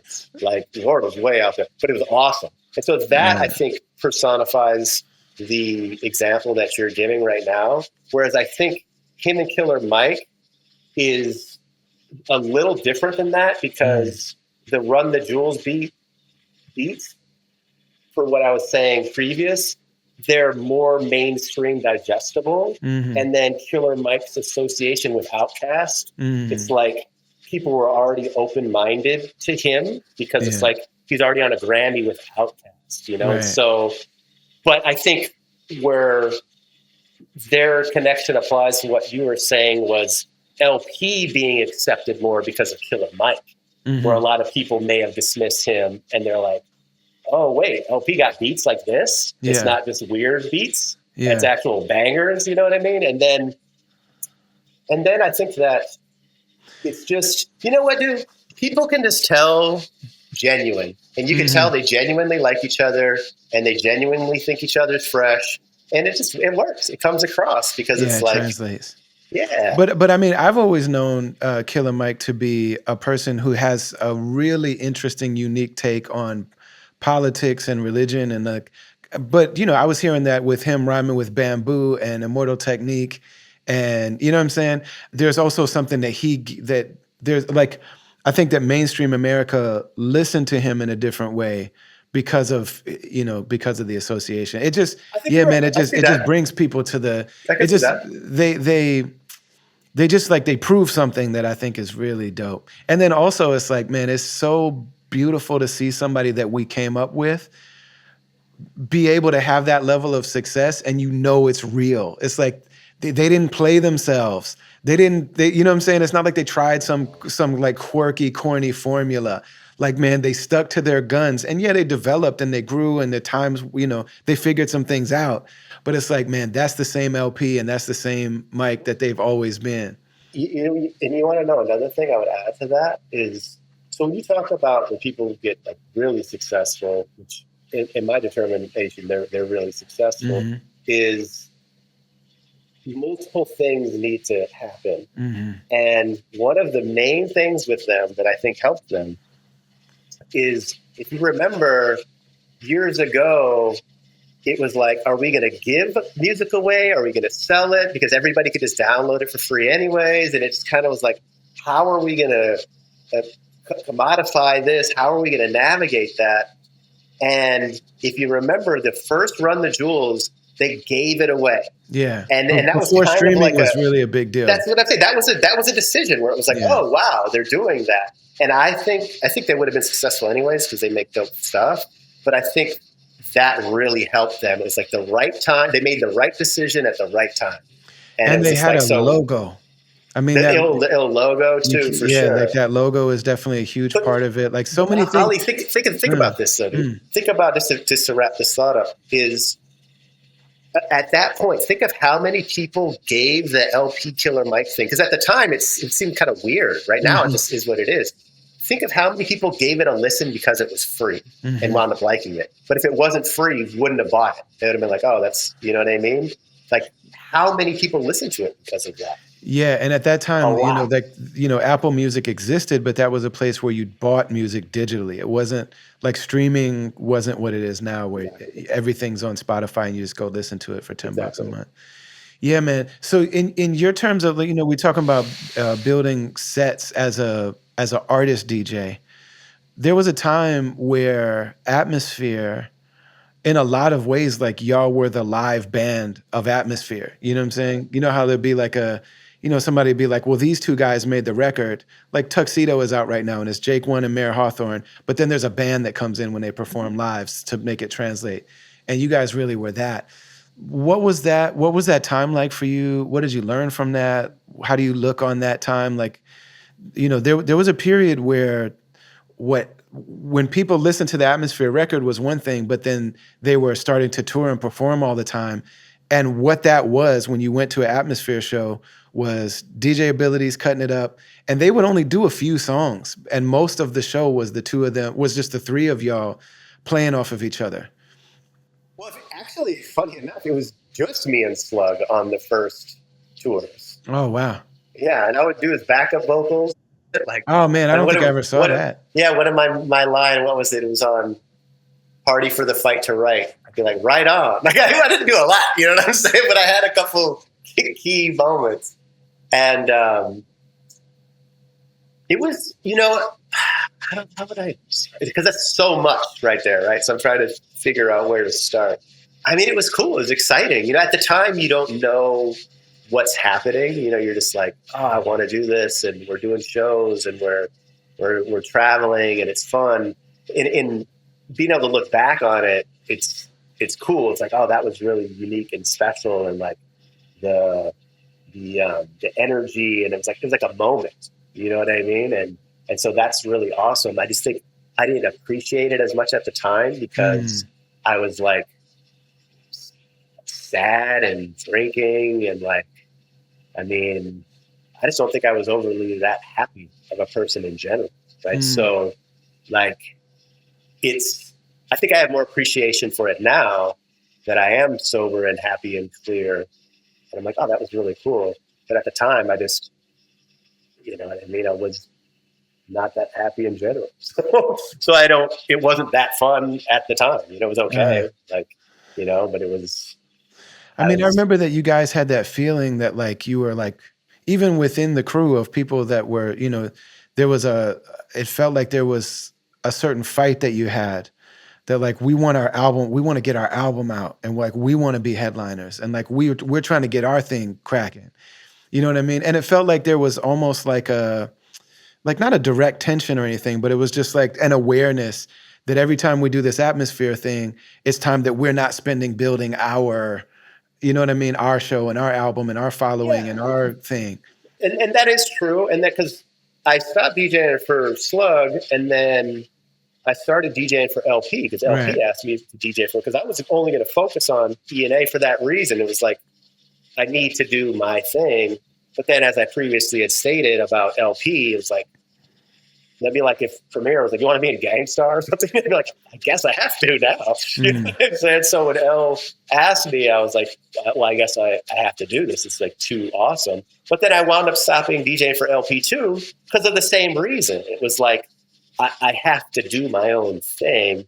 And it's a weird position to be in because, like, touring with Atmosphere is awesome. Touring with LP is awesome. They're doing these great, amazing things. You're a part of it. So you're like, wow, I'm a part of this cool thing. I'm helping. But it's not your own thing. You know what I'm saying? It's like, if you're if you could be living in this beautiful house and have a room, but it's like, it's not yours. Like, you want your own space. It's you know what I mean? So it was just like, also touring was like, I don't really like touring, if I'm going to be real. Like, I'm a really healthy guy. I like creating art, but I love doing shows. So I'm like, well, I guess I have to tour. That's one of the reasons why I'm looking forward to touring with you, because it's like, it's going to be me and you and the guy that toured TM. It's like, not a lot of people. It's going to be chill. You're healthy. You don't drink. So it's like, I know the difficult parts of it are going to be relaxed. Yeah. I want to read. I'm going to be in the van. I'm going to read. I might work on some beats. Be like, Ali, what do you think of this beat? We can get a little creative. Like, it won't be like hectic. But I have to say this, a lot of the difficulties, if I'm going to be fair, of touring back then were brought upon myself and my drinking problem, right? So it's like I'm up late, I'm drunk, I'm hungover, this and that. So it's, I have to take responsibility for that 100%. But it's like, it's easier to push through the grind when it's your dream, not somebody else's dream. Man, look, yes, absolutely. Absolutely. Yeah. And if you're trying to bring somebody along that doesn't have a dream, it's not gonna work. You know what I mean? I've definitely dreamed on other people's behalf and then tried to bring them along for it. And they're just like, this is not my dream. Like, it's not worth it to me. Like, what do you mean we're gonna get up at 5 a.m.? You know what I mean? And then like run through the airport carrying our equipment and like, no. And the thing about it is, like, when you're young, going through that experience once or twice touring, it's fun because it's new. But once the newness wears off, it's just like, this is fucking hard. It's very hard. Yeah. Like, why do this? You know? So and so if the like recognition of my if the sense of like accomplishment and satisfaction of this being my art doesn't catch up with that in time, then yeah, it's not gonna. If you don't, if you're putting all that work in and you feel like, yeah, man, the newness wears off and there's not this isn't mine. Yeah, it gets old. This circles back to what I was saying before, where it's like, if I'm not having fun, I'll just go be a business dude and make more money. Like, you know what I mean? Like, what's the reason why I do this is all of the extra stuff. You know, like the being in front of people, the show, the energy exchange, the getting to be creative, the expression, all of that. That is heavier than the not sleeping in your own bed, the struggles, the this and that, you know, like as a life as an artist, like sometimes you make a lot of money, sometimes you make no money. Like that in of itself is super stressful as opposed to just having a 9 to 5 or something. So if you take out all of those wonderful things or they're less than you would like them to be, it's like, why don't you just have a regular job then and then get to curate a natural rhythm and comfortableness and I mean that was Ant's thing for years. Ant was like, man, but Ant, it was even on another level with it where he's like, any job that you do to make money, you might as well be a janitor. Like he was a janitor because he's like, man, being a president, being the president of the country or being a janitor is the same thing to me. If I'm not making records, it's all stupid. So like I might as well just do whatever stupid thing I can get out of the way so I can get back in this basement and make these records. I respect that. I remember, and he had a regular job when they were successful. For a long time, yes. Like he kept that job, and I was always like, man, that's fresh. And you know what's funny though? Now that I'm sober, it's interesting because at the time I always thought that was crazy, but that's because I spent so much time drinking and recovering from being hungover. Now that I've been sober, I'm coming up 2 years sober. I'm like, you and I have discussed this, but I guess we're supposed to discuss it on the podcast. It's like, I'm almost done becoming a yoga teacher. And one of the reasons is because I have time. Because if you're sober, you have more time to do things, right? And so in hindsight, where I wouldn't want to have a straight up 9 to 5 and create art, I don't think I would have the endurance to pull that off.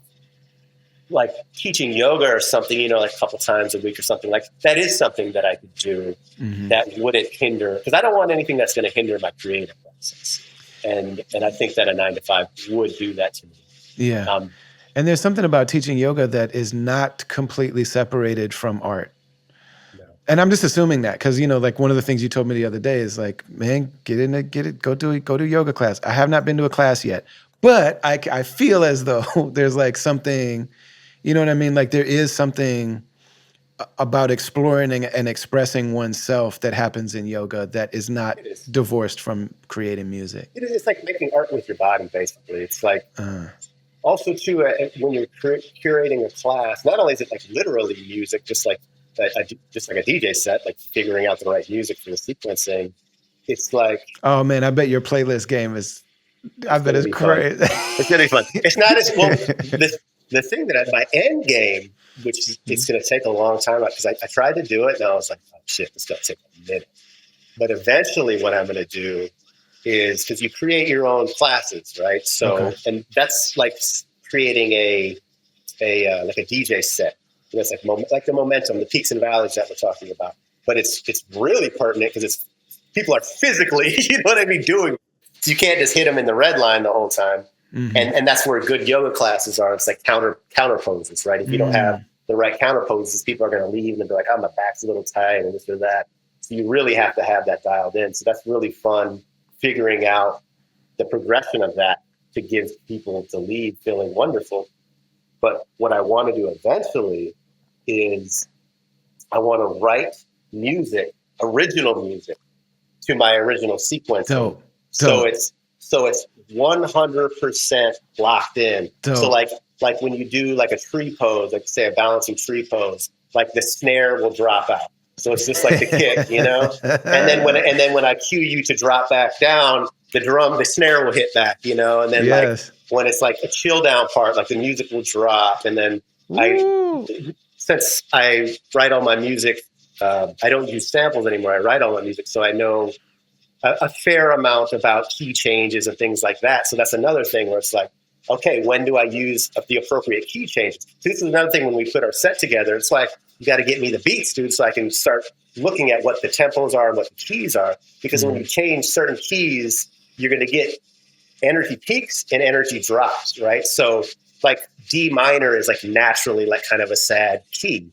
So that would be a good key for certain yoga poses. Whereas like certain yoga poses where I need fire and strength, I'm going to use a different key, right? So figuring all that out is going to be incredibly rewarding because I actually did start doing it, but I was like, this is going to take a long, long time. Another thing that was really interesting that I figured out too was your heart rate.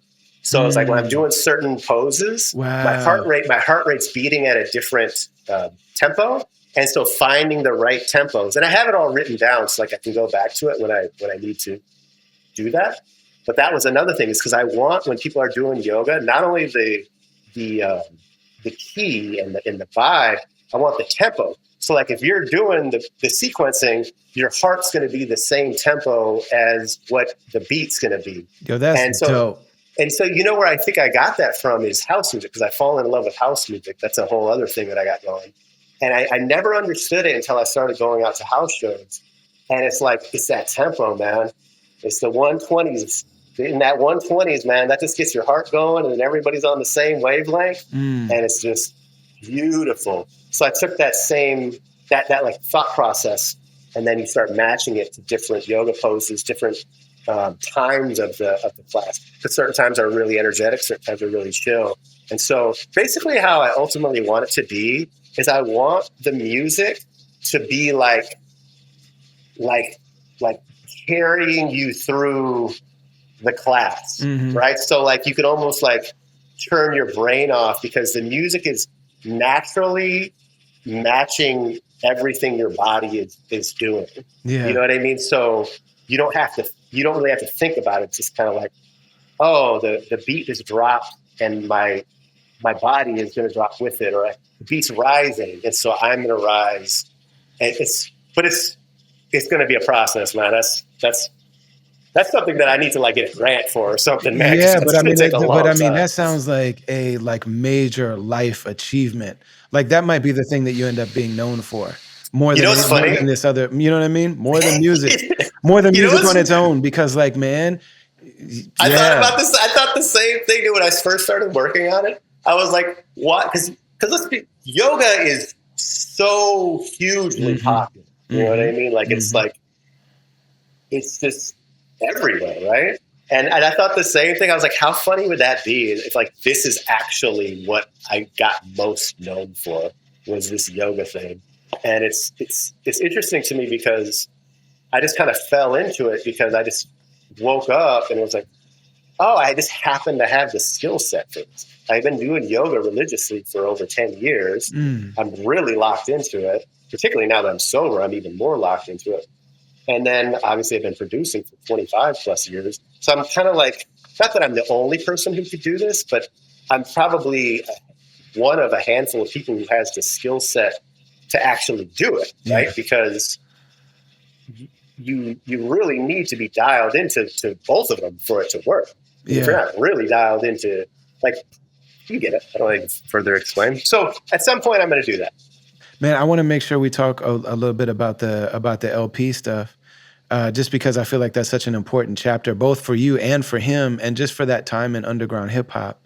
You know, the just that amazing kind of like cohort of artists that we were part of, with the Def Jux thing and Living Legends and Rhymesayers and you know what I mean, a handful of other like crews, and like this is a really amazing, incredible time.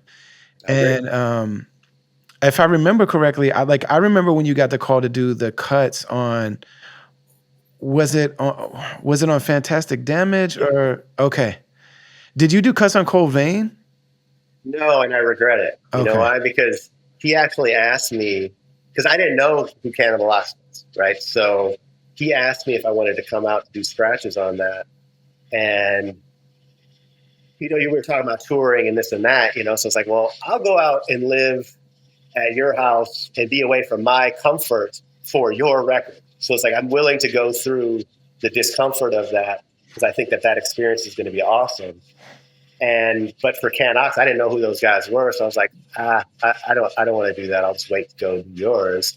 And then obviously I was wrong. Like, Man, I wish I would have cut on that record, man. that's But my that goes. that But Cold Vein is my favorite album of that era. Like oh man, you could make a case that's the best album of that era, 100%. But that goes back to me being a drunk, not fully happy. You know what I'm saying? Like I just wasn't. I was constantly in this kind of like push and pull within because yourself. because I feel like I'm naturally a happy, productive person, but then I'm dealing with all this stuff that I don't even know that I'm dealing with, and then obviously all the drinking. Whereas like now, it's like, well, of course I would just go do that. That's the cool thing about being sober is like, if you want to feel good, you have to go do something to feel good. Right. You know what I'm saying? Yeah, and like, yeah. and I like that. I think that's cool. Yes. So I'm just more open. I mean, case in point, us doing this tour and us working together, it's like, yes, I can do that because I'm sober. I can teach yoga.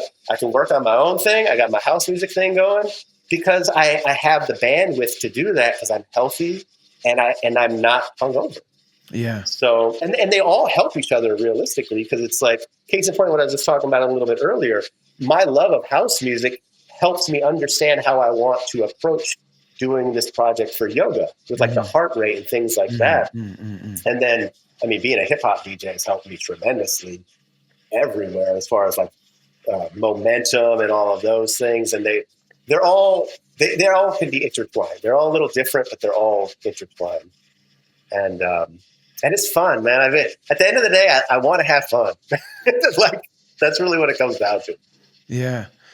Yeah. You know, so you went out and you did that. And I just remember when you were like getting ready to go there. You know what I'm saying? And just the excitement that we all had. Like like when Mikey won the Blaze battle and like Sadiq put a big screen TV at the Red Sea and we all performed and we all watched it. And it was like, we felt like we all won. The news was there. Remember the local news was there. Yeah. That clip I found that clip on YouTube.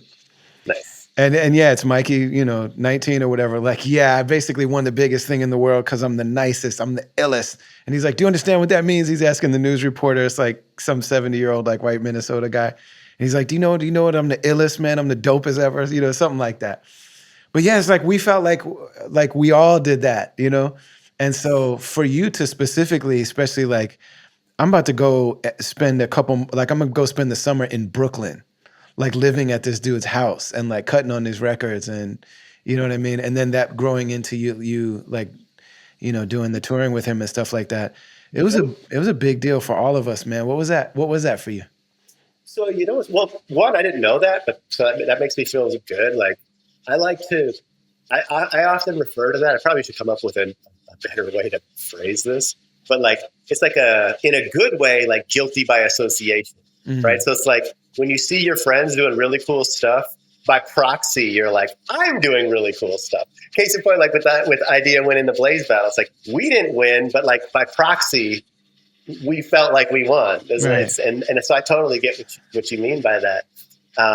So Man, it was awesome. I honestly, I can remember it like it was yesterday Mm. when I got out of the cab and Elle came down and we had the DAP. It was like the Predator, Arnold Schwarzenegger, Carl Weathers, you know, the handshake. It Mm. was such a cool handshake. It was just like, and it just was like, I just felt there was this magic. I was just like, man, this is wild. And check this out. Not only was that happening, at the time, the first week I was there, he was working with Zach De La Rocha from Rage Against the Machine. So I'm hanging out with LP and Zach De La Rocha, dude. So I'm just like, Yeah. it was ill. Yeah, man. Yeah, I wonder if it was the same house that I went to in like 2002 when we were on the God Loves Ugly tour. Print went. Print was invited over there because he was doing like a remix for Final Frontier, I think, for RJ's record, or like something that RJ was doing on Def Jux. And so we were all on tour, so it was like, oh, we're all going over there. And I remember we went, and Vass was there, and it was just like this house, and there was a bedroom that was basically the studio. And I want to say, Was it two floors? That had a yeah, spiral staircase? Then that probably was it. Yeah. yeah. It was, you walked in and then there was the studio and then And there was the room. NASA Yeah. was engineering. Yep.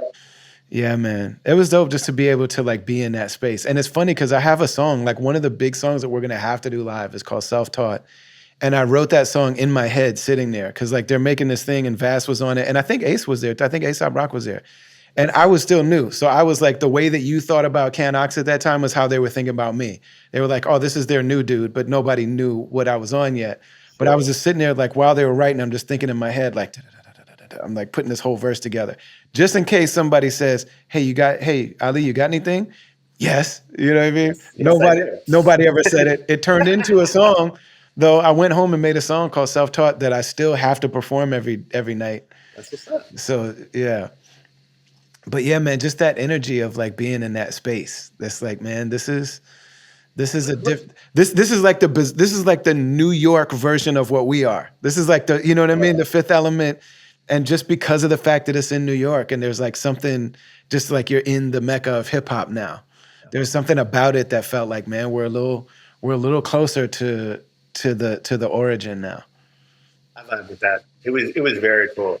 And I remember because the Ken Ox record, like that, you know, talking about that was could be your favorite or is your favorite, and I agreed. I was like, you could make a case that is the most pivotal or whatnot, along with the various others, obviously. But in its art, there's no right or wrong, but it's just the fact it could be, right? So that in of itself is a big deal. And I remember going to bars in New York. We would go hang out, and like they'd play the Can Ox record, and just the response from the people, and like it was palpable. It was like, oh, this is different and this is special, and it was just like it was a cool feeling. It was a really cool feeling. So I'm right there with you on that. Yeah. And you were on tour with a lot of those cats. Like Elle wasn't on that tour, but Ace was supposed to be on the tour.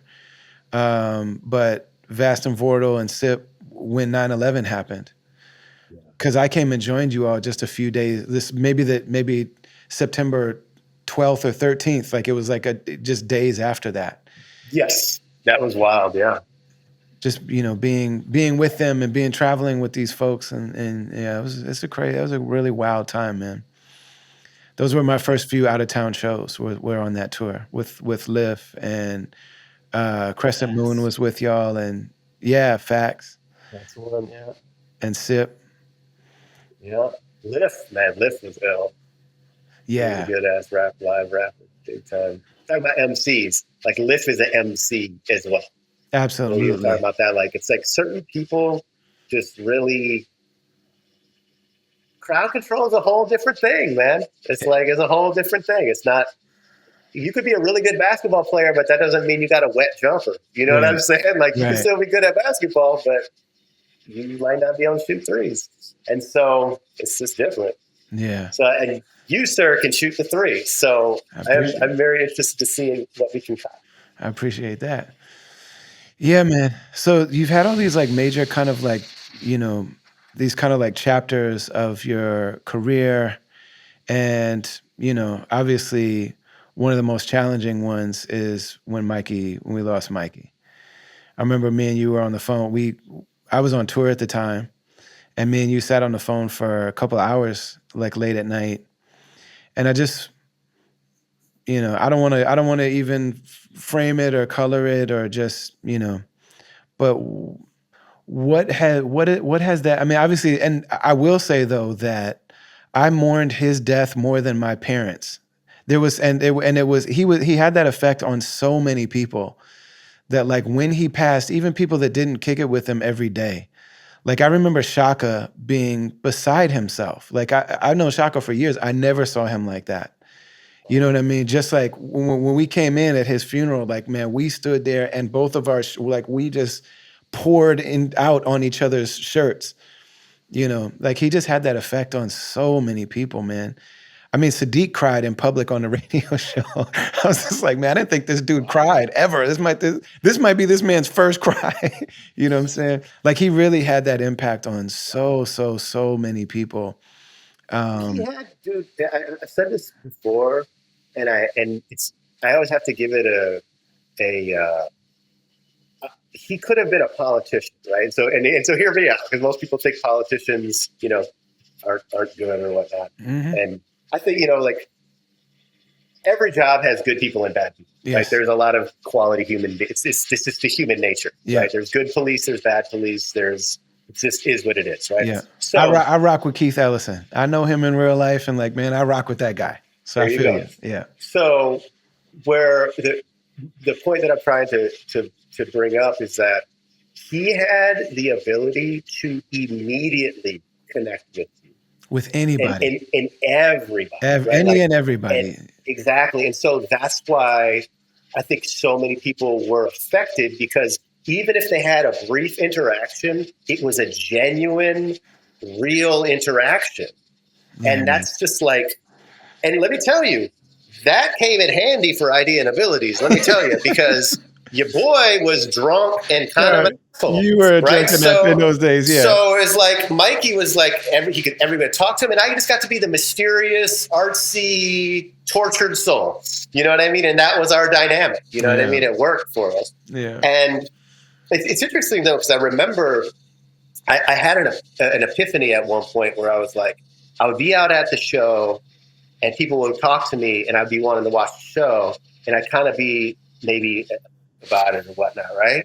And then thankfully I had this realization. I was like, man, I'm these people's nights. Like, they don't know that I just want to hang out.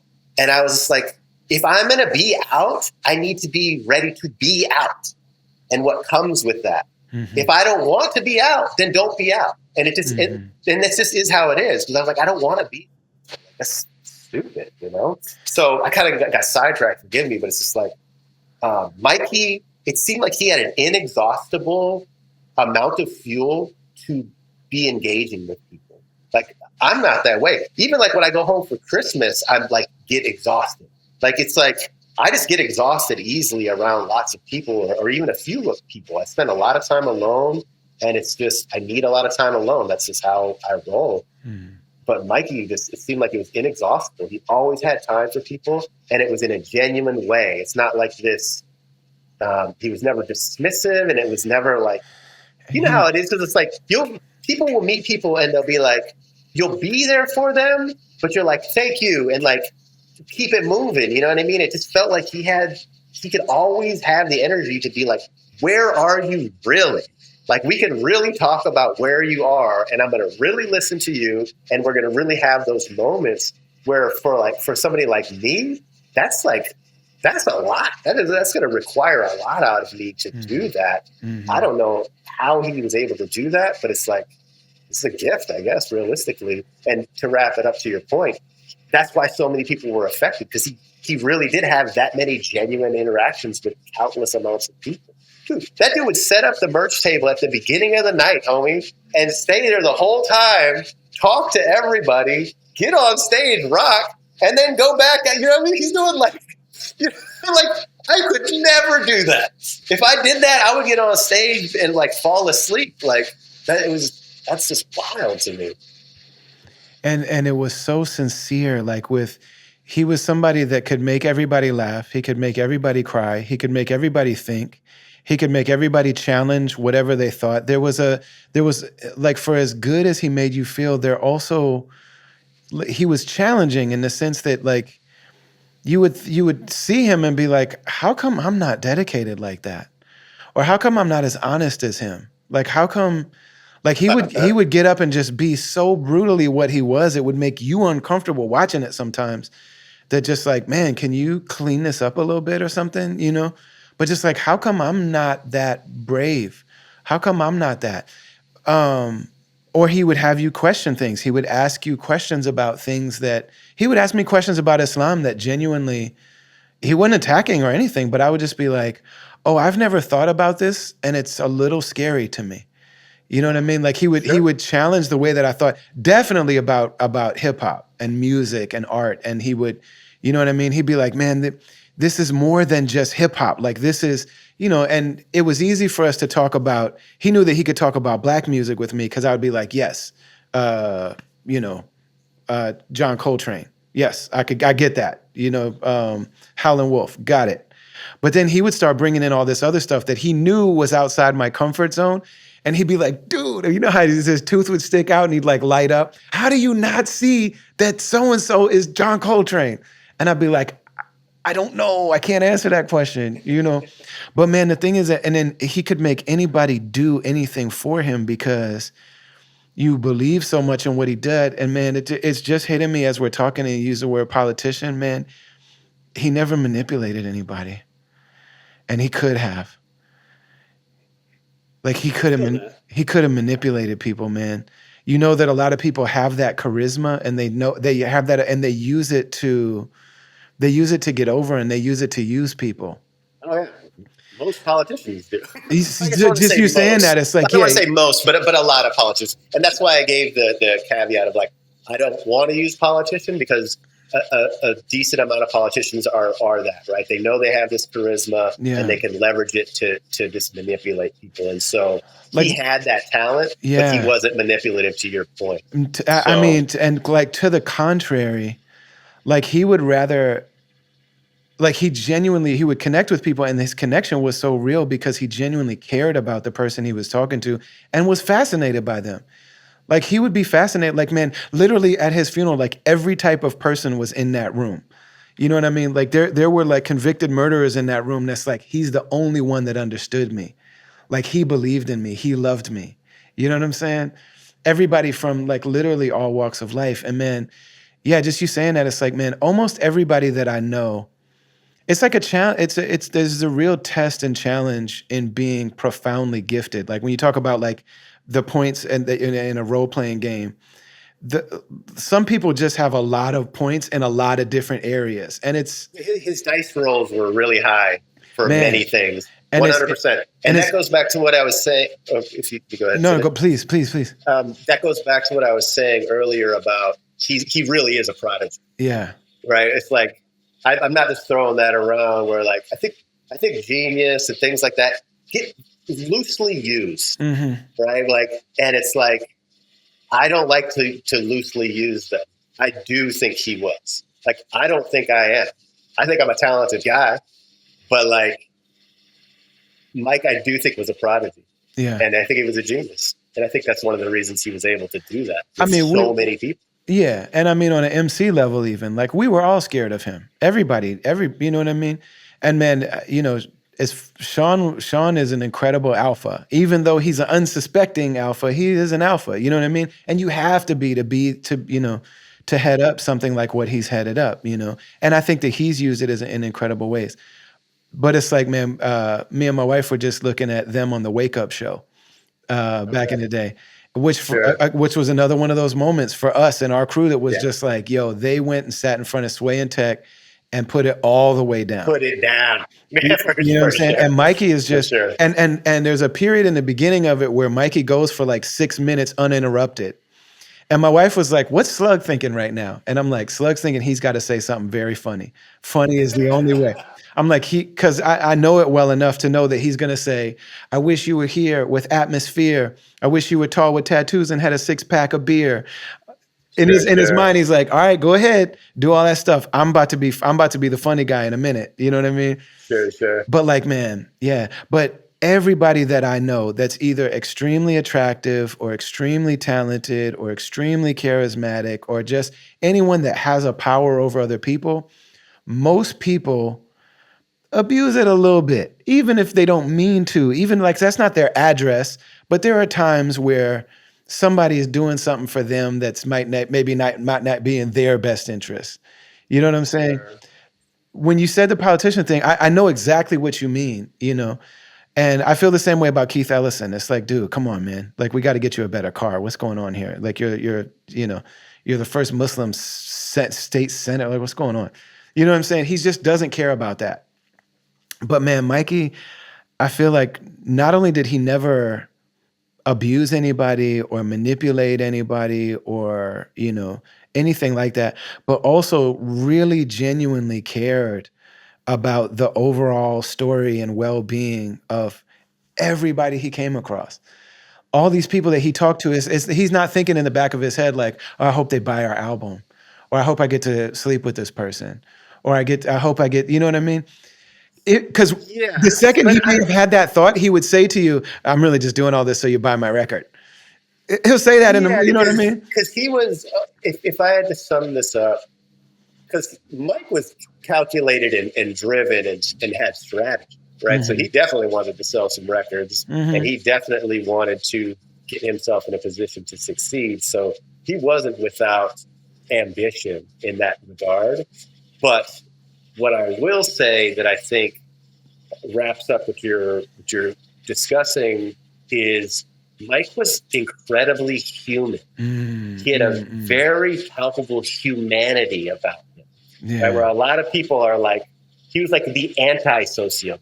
He was this incredibly human. So when he had these interactions, they were genuine because his humanity was just through the roof, basically, as opposed to, a dead-eyed sociopath and they're smiling at you, and it's just like that. You know what I'm talking about? That look where Yes. it's just like, it's freaky, man. Because like everything from here looks normal. And then when you get up here, it's just like this like blankness. Right. And you're just like, what the Yes. You could easily kill everyone in this room and you'd be making the same face the whole time. Yeah. It's just like, so Mike was, and that's, there's always balance in the world, right? So if you're going to have people like that, you're going to have people who are on the opposite end of the spectrum, which I believe he was. Yeah. So I know what that was for all of us. And I remember thinking to myself, oh, like this Rhyme Sayers thing is over. We're not us without him. That's what I thought at the time. You know what I mean? Sure. I was like, he's the soul of this thing. He's the soul of it. It's like, why are we going to keep on, like, now we're just walking around pretending. That's the way I felt in the moment. You know what I mean? So I just remember how so many people were affected. But I mean, for you, like, man, this is, one of your, if not closest friends. This is the person that you came in doing this music with. I felt as a listener that you guys had like come with a new, like it felt like you just reached a new level. Cause like, man, By the Throat was new. Like it, you know what I mean? It was like you were still kind of in the cycle for this album. And there's renewed energy for y'all. And the actual, like the Smile video started getting millions of views. And you were in a moment when that happened. Well, you made a point earlier about how you were like, oh, By the Throat is the best record, or that you nailed the sound or whatnot. And then I talked about how, well, actually, I think we would have went this way. But where we're in agreement is to bring it to what you're discussing now is I feel like we did cross the threshold of like, we know what we're doing now. Right. So we might not have replicated the By the Throat sound, but we did know what we were doing finally. Okay. And so the By the Throat record sounds the most polished. Like the E&A record is my favorite record. It was the most fun to make. It was like there was a special moment, but I know By the Throat is the most polished sounding record. And so it would have been really amazing to see the different places we could have gone having that skill set to cross that threshold. That would have been incredible. I think the figured it outness is the thing that I'm hearing. I'm like, oh, okay, now, yeah, okay. And that's why I brought that back up. So, but when I think of, like I said, I'm a positive person. I don't like to think about it in those terms. I like to think about it as we got 3 records. We could have had 1 record. We got 3 records, and we did cross that threshold with By the Throat, right? So I'm like, and when I think of Mikey, of course, he tragically passed way too early. But when I think about him, I go, yeah, but he lived more life in 28 years than most people ever will live. He's fallen in love, battles, songs, rock band. He was the most adventurous person experience. 2 lifetimes, 3 lifetimes worth of experience in that amount of time. Yeah. So that's how I look at it. I'm like, and we're all going to die, but we're not all going to live, right? So it's like, he got to live. That's how I remember it. And the fact that he wasn't famous, like he was known to us. Like he was known, like if you were around the scene, like you obviously like knew him. But the fact that he wasn't famous, and there's just like a little thing with me and God where I'm like, I got to know that guy. Like I really am one of the few people that like, you know what I mean? Like I slept on a floor next to this dude a lot. You know what I mean? Like I know what he smelled like when he stink. You know what I'm saying? Like you really got to have. I know this guy. I have moments with this guy. You know what I mean? Like I laughed and cried with this guy. And yeah, man, and Mikey would cry, man. Like Mikey would cry in front of people. It's a trip. Yeah. So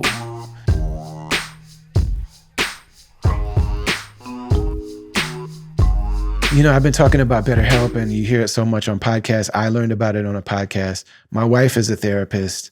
I took my son to a famous therapist, Dr. Resma Menakem, and it was dope. And even after all that, it took me a long time to get into therapy. And I'm starting to realize like, oh, I haven't been in therapy for like a year now, and it's time to go back. You know what I mean? I keep leaving my friends all these voice messages with me trying to work through stuff. And shout out to Mally and Chaplain Shane and Merce and, all the people that, and BK1, all, a lot of the people that I talk to on a regular basis, like you probably know them from this podcast, but man, we need to work stuff out. There's so much stuff going on, and I've been in therapy for a few years now, and I love it so much. And I cannot recommend it highly enough.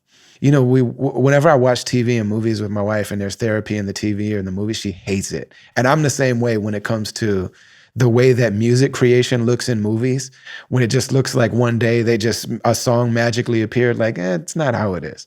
But she always hates to see therapy in movies. But we just showed our 16-year-old daughter Good Will Hunting the other day. And she was like, you know what?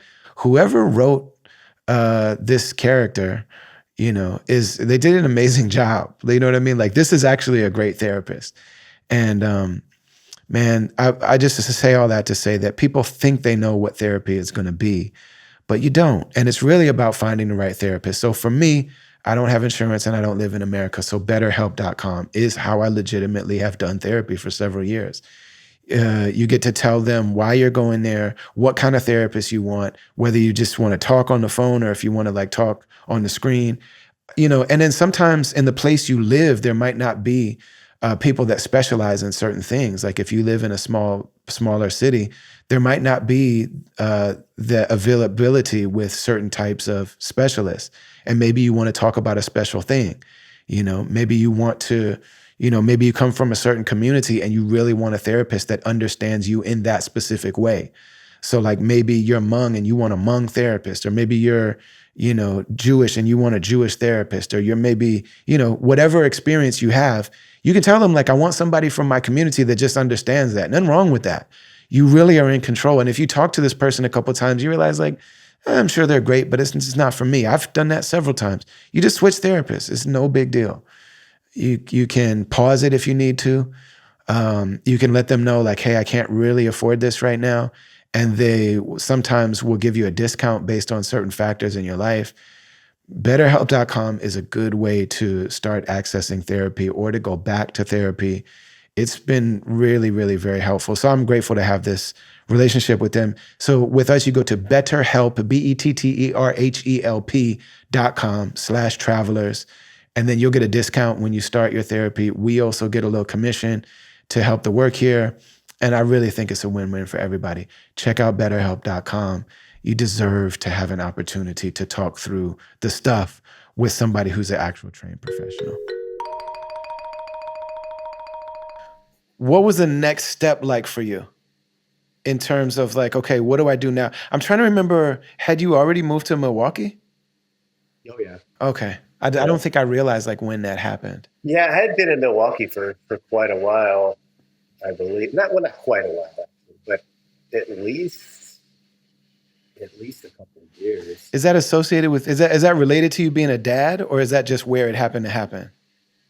What do you mean? Like because I didn't know the details of how it went, it felt like, oh, like Max is in Milwaukee and because he has a child in Milwaukee. Yes. Yeah. Okay, that's the only reason I'm in Milwaukee. Got it. Yeah. Okay. Or I just didn't know if you moved to Milwaukee and then that's where that happened. No. I met my baby's mom at the premiere show, and she lived in Milwaukee. Her sister lived in Minnesota, so she came to visit her sister. They happened to go to the premiere show as well. That's when I met her, and I was friends with her sister, and then so that kind of happened that way, and that's what happened. And then I got her pregnant, and it was kind of wild, man, because it was one of those situations where, when sometimes when you date somebody and you break up, like one of my ex-girlfriends, Beth, we broke up, but it was almost like I knew we would get back together. You know what I'm saying? And so it took a couple breakups for it to finally stick, and I could kind of feel that.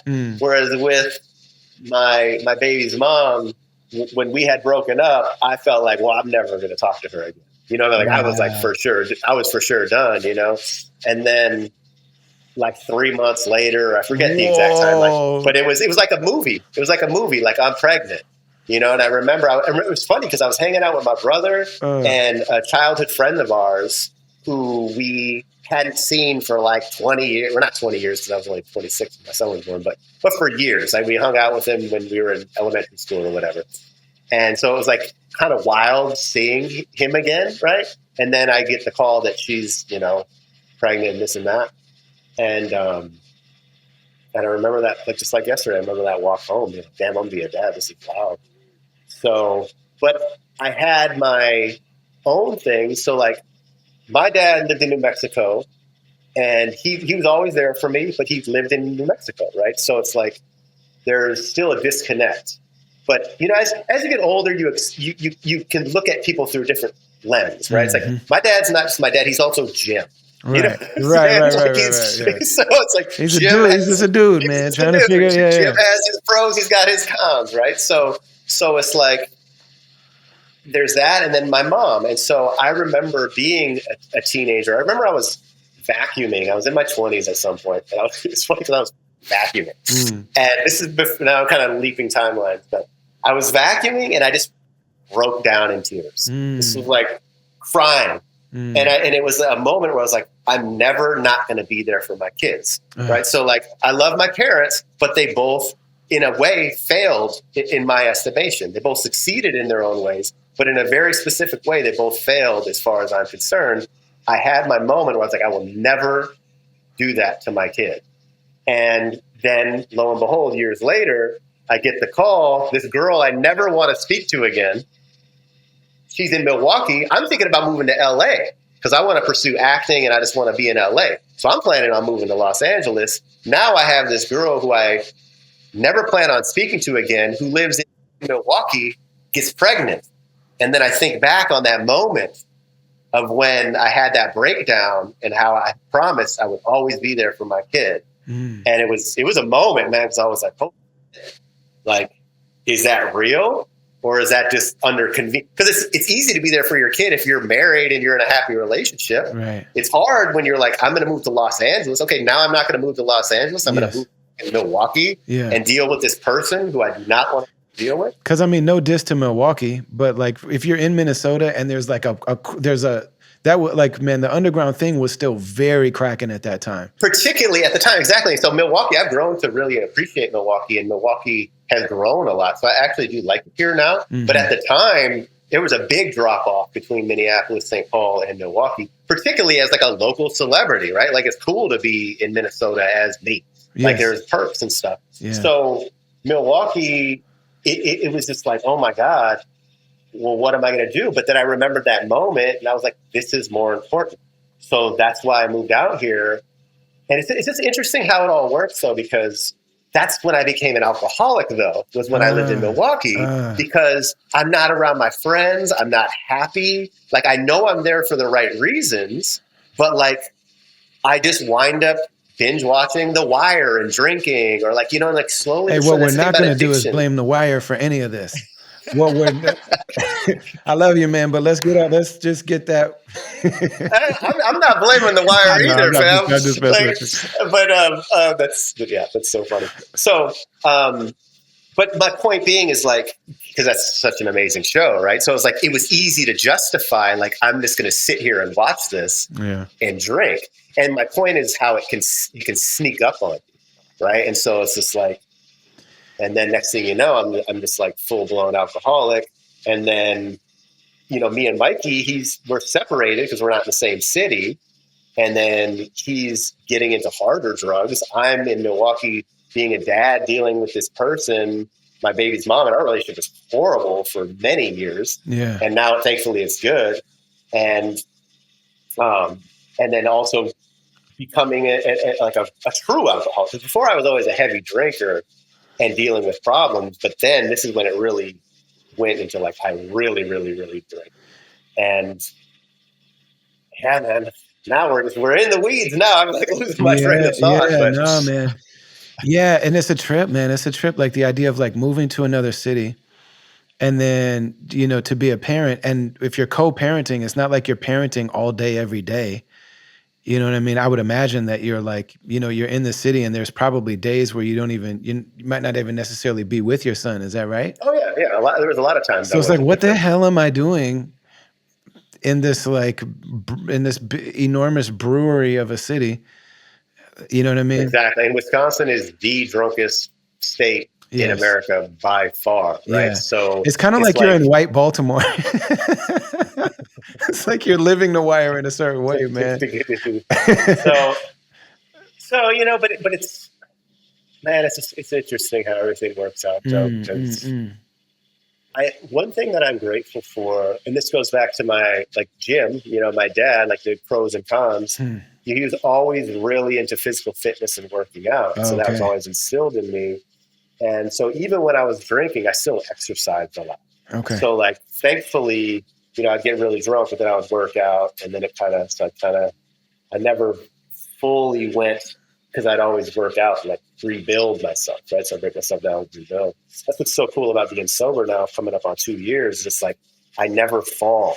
I'm just been going up, you know what I mean? And so that's it's just awesome. It's like, oh wait, you can just keep taking steps forward. Because before I was like, oh, two steps forward, 1 step back. But because this is the thing, I still did all this stuff while I was a drinker. Right? It's still accomplished stuff. Yeah. And that still won a bunch of battles, built a fan base, made amazing music, got friendships, and And it's funny because in a way, it's like that was one of the reasons it took me so long to stop drinking, because it was hard for me to conceptualize that it was wrong. Right. Because I'm like, I have this wonderful relationship with my son. Yeah. People like my music. I rock my shows. I'm in good shape still. So in my mind, I'm just like, oh, I just drink a lot. It's all good. Yeah. But you know what it was, Ali? Oh, please tell me. I had a lot of, I would drink. And I knew it was an issue. It starts to kick in with me. I know that this is an issue. I can't lie to myself that this is an issue on some level. And when it really hit home, was I'd be looking up, you research alcoholism, things like that. And I would look up all of the list, it would be like, you do this, these are all the signs, right? And it was just everyone, like that. Like, And so, do you drink alone? Like, can you not go to sleep without drinking? Do yeah, you exactly. like It's what's so that? like, What's the list like? Just because it's, that man, there are a lot of people that oh, I'm like, I it's keep so, waiting for them to have this moment. There's a lot of folks that I hope have this yeah. moment. And so it was funny though, because I was like, I might not think I'm an alcoholic, but every doctor in the world thinks I'm an alcoholic. So I was like, who's right? Am I right? Or is literally every medical professional right? You know, and it was just like, I just had to have this humbling moment. And that's where I started to realize, I was like, oh, what's happening is like, I'm succeeding in spite of this problem. So the metaphor that started to hit home for me was, okay, I'm running this marathon, right? I'm running the marathon. I'm making good time. It's going good. People are cheering, like, yeah, go for it. You know what I mean? I'm running like, yeah, this is awesome. But I have this 50-pound backpack on, right?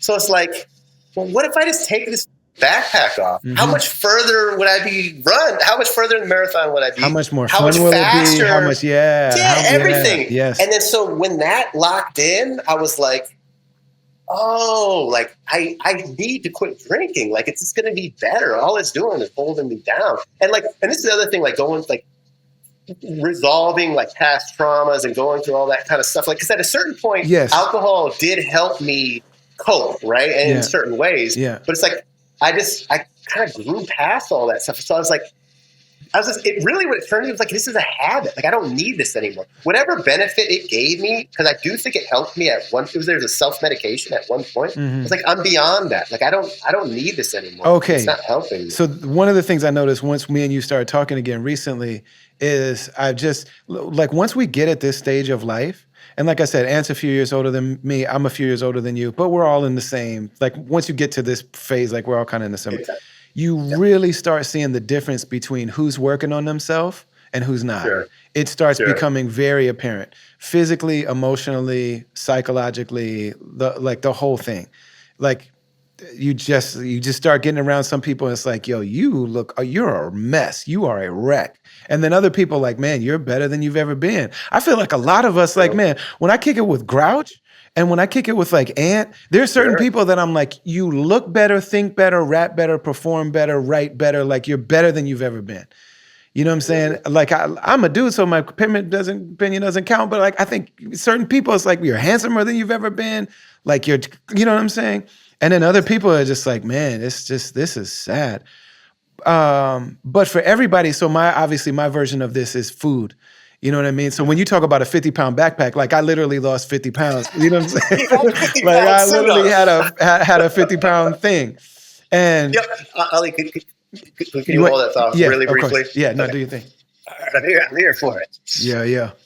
Yeah, man. So I mean, my version of that is wait. And I realized, you know, on the one hand, it's very similar, where I felt like, man, I'm still living this great life and whatever, and I'll just, you know, buy bigger clothes, and I'm married to the person I love. Buy bigger clothes. You know what I'm saying? Like, I'm married to the person I love. She still seems to like me no matter what size I am. So it doesn't really matter. It's that justification. You're like, I'm doing good anyways. Yeah. So, not to interrupt you, but that's just, you're mirroring what I'm talking about. Yes. 100. So yeah, I just really relate to it. Keep going. But so for me, like, I decided when I moved to Istanbul, I'm like, this is the perfect opportunity. I'm not going to be fat anymore. I don't know what that means or how to do it. I have no idea. You know what I'm saying? But when I started, and I had a person that told me that he also used to be big and now he runs all types of marathons and stuff. He's like, I'll give you some things to do and you will lose some weight, but at some point, you're going to have to figure out your relationship with your body, your relationship with what, you know. And so I have a therapist that I talk to about food and my body specifically, and then a whole other therapist so at some point, like, there's all this stuff that we're carrying around psychologically, spiritually, and, you know, that is the reason that we're continuing to carry this backpack. So when I met you, like, when we started talking again, I'm like, this guy is, the main thing that I noticed is like how self-aware you are and how good you are at communicating that. You know what I mean? So you're like, yo, when a person does this particular thing you just did, this is what it does to me, and here's why. And I'm like, oh man, that's so beautiful for a person to be that self-aware. So I can know like, okay, this is what happens when I do that. It just makes it like, okay, no problem. Won't do that anymore, you know? So yeah, I guess what I'm asking is, did the kind of like growth and work on yourself come before, after, during the decision to become sober? I think it all goes hand in hand, right? So Hmm. like part of the reason I wanted to become sober was because of self improvement, and now I'm also improving because of sobriety. And I think that realistically, like I I don't think sobriety is like a magic bullet. And for some people, I think it is, right? Like, I do think I could have navigated to a space where I drank once in a while, but I'm seeing so many benefits from just being, because I do think I needed to be full sober for a while just to kind of decompress. But then I thought, well, I might like come back. And then I was like, but everything's going good. I'm happy. Like, why? You know what I mean? Like, also to go back to what I was saying a little bit earlier, I like, if you want to feel good, I like having to earn it. I enjoy that. Man, You know, so it's like, yeah. go to gym, go to yoga. Like, if you want to get that dopamine high or Yes, whatever that do is, something like, to feel good about. Yeah, exactly. go And for a that's, walk, serve somebody, go serve another man, there's nothing like serving another person. Like, man, you it's should funny, cook a dude. meal for somebody, give somebody a gift, go and help somebody move. Like, That will do that. Nothing cures depression faster than being part of the solution, homie. man, just serve Preach. somebody Yes. just for the sake of serving them, not for a thanks and not to post it on the ground, but just, yeah, if you do something Yeah, for man. somebody else, man, there is no faster way to feel good. You're not wrong, dude. Sometimes when I feel bad, that's like a key wisdom right there, is I'll just send somebody a compliment, a text or something Mm, when I feel bad. mm. You know what I mean? Because I'm just like, I gotta turn the light on. I gotta turn lights on.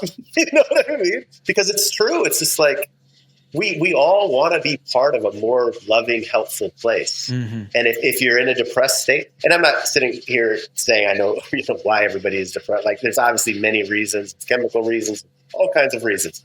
But I do know that I've experienced exactly what you're talking about, where I feel bad or something's a little off. And it's like, you know what? Because I need to be a more giving person. I need to be Hmm. a more helpful person. And when I align myself with that type of thinking, I feel better about myself. And it just, I feel better. And the cool thing is, like, as artists, when we can put that type of thinking and funnel that into art, Hmm. that becomes really amazing. Because it's like, I'm sitting here practicing, not just because I want to be razor sharp and this and that, but really because I want us to have crazy fresh shows so everybody has a great time. Then they're full of positive energy. And then when they leave, they're giving off all of that energy. And then it's just kind of like this trickle down effect. You Yes. know, like I like being a part of that. That makes me feel good. To me, I'm like, I found something that I enjoy that I can help perpetuate that type of energy. I feel blessed and I feel grateful to be able to do that. Yeah.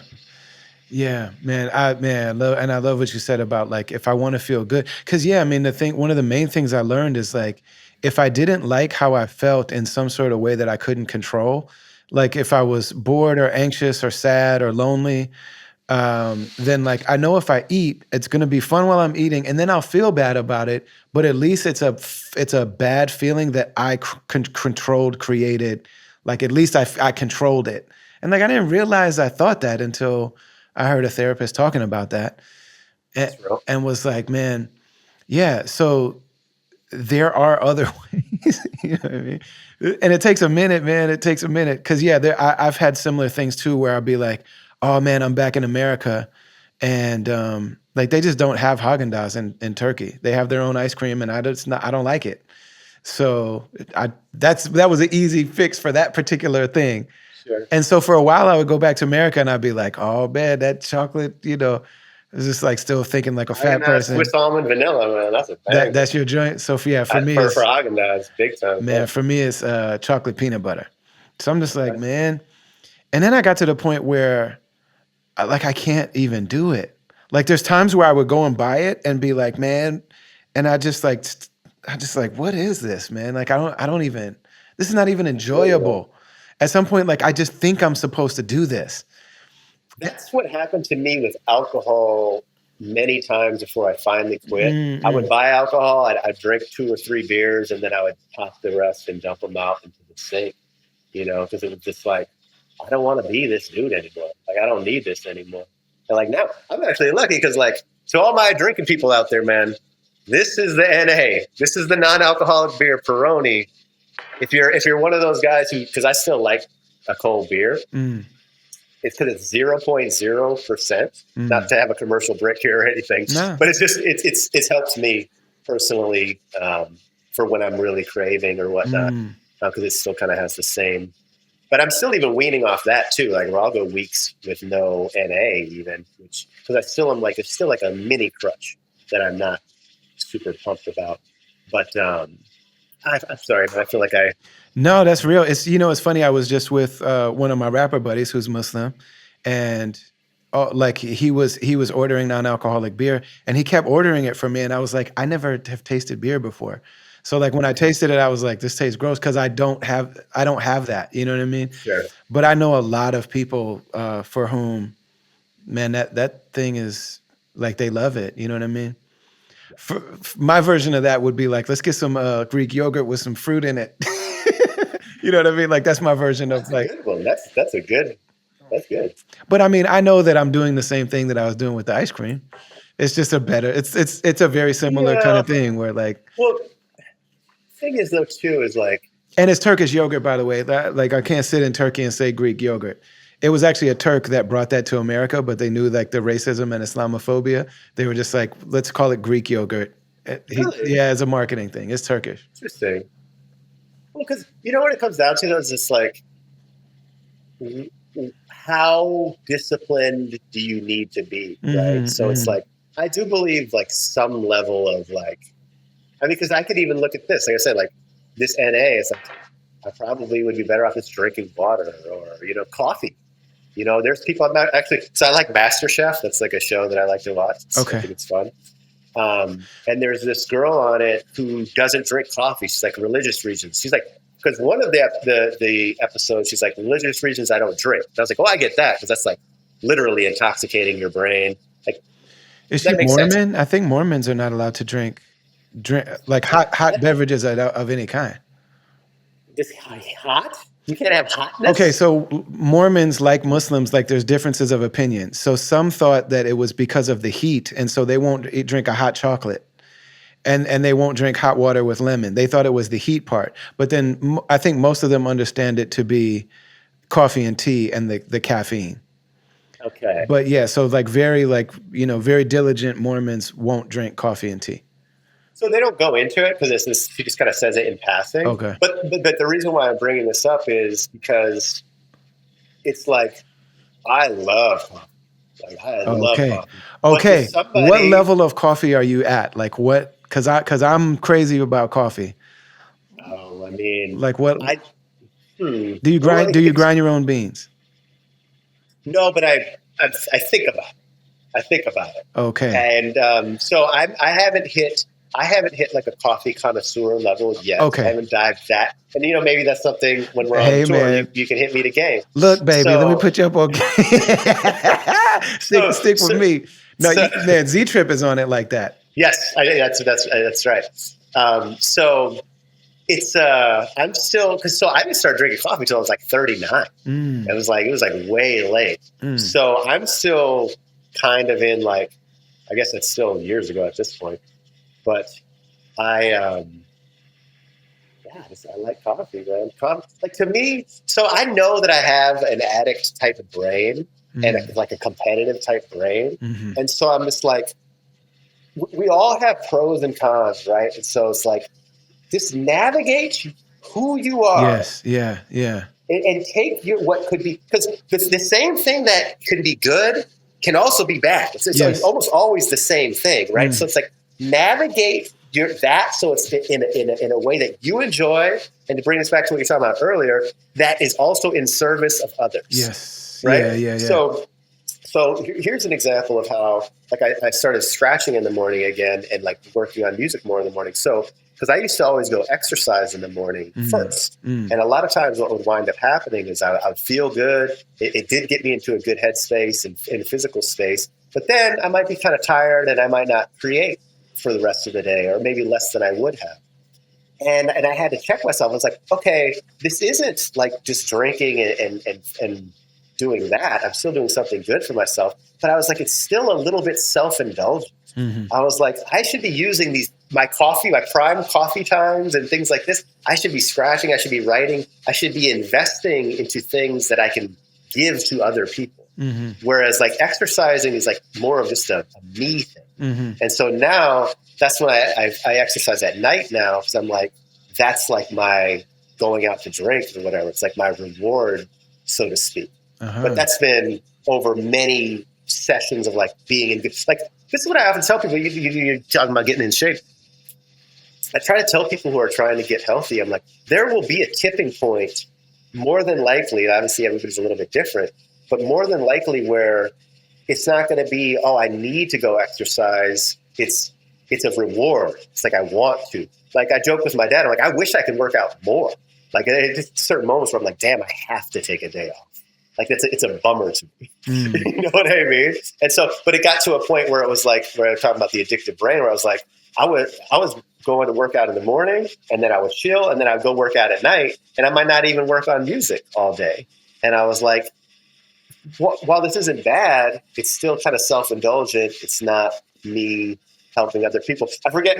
I'm kind of going off on a tangent. No, man. No, it's really real. And yeah, there are times where I'd be thinking that. So I'm very new. So, I was unhealthy and not moving for like 40 some years. You know what I mean? It's just been 3 years now that I've been doing this. Can I jump in real quick? Please. You know what's funny?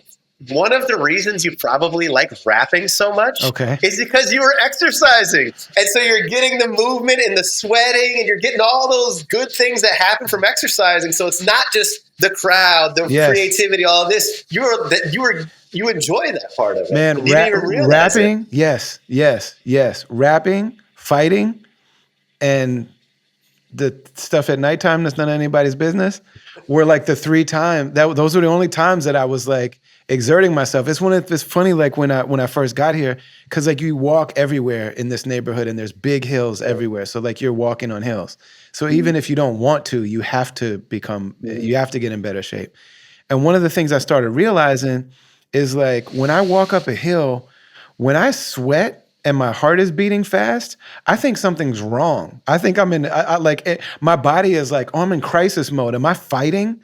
You know what I'm saying? Like, am I supposed to fight somebody? Like, I thought that like I associated that with there being some sort of your fight or flight. No, that makes sense. It's your fight or flight's going on. Whereas, like, once you start leaning into that on purpose and you start realizing, like, man, like elevating my heart rate, and you know what I mean. So now I'm to the point where, like, when I get to a hill or something, I'm just like I like soar.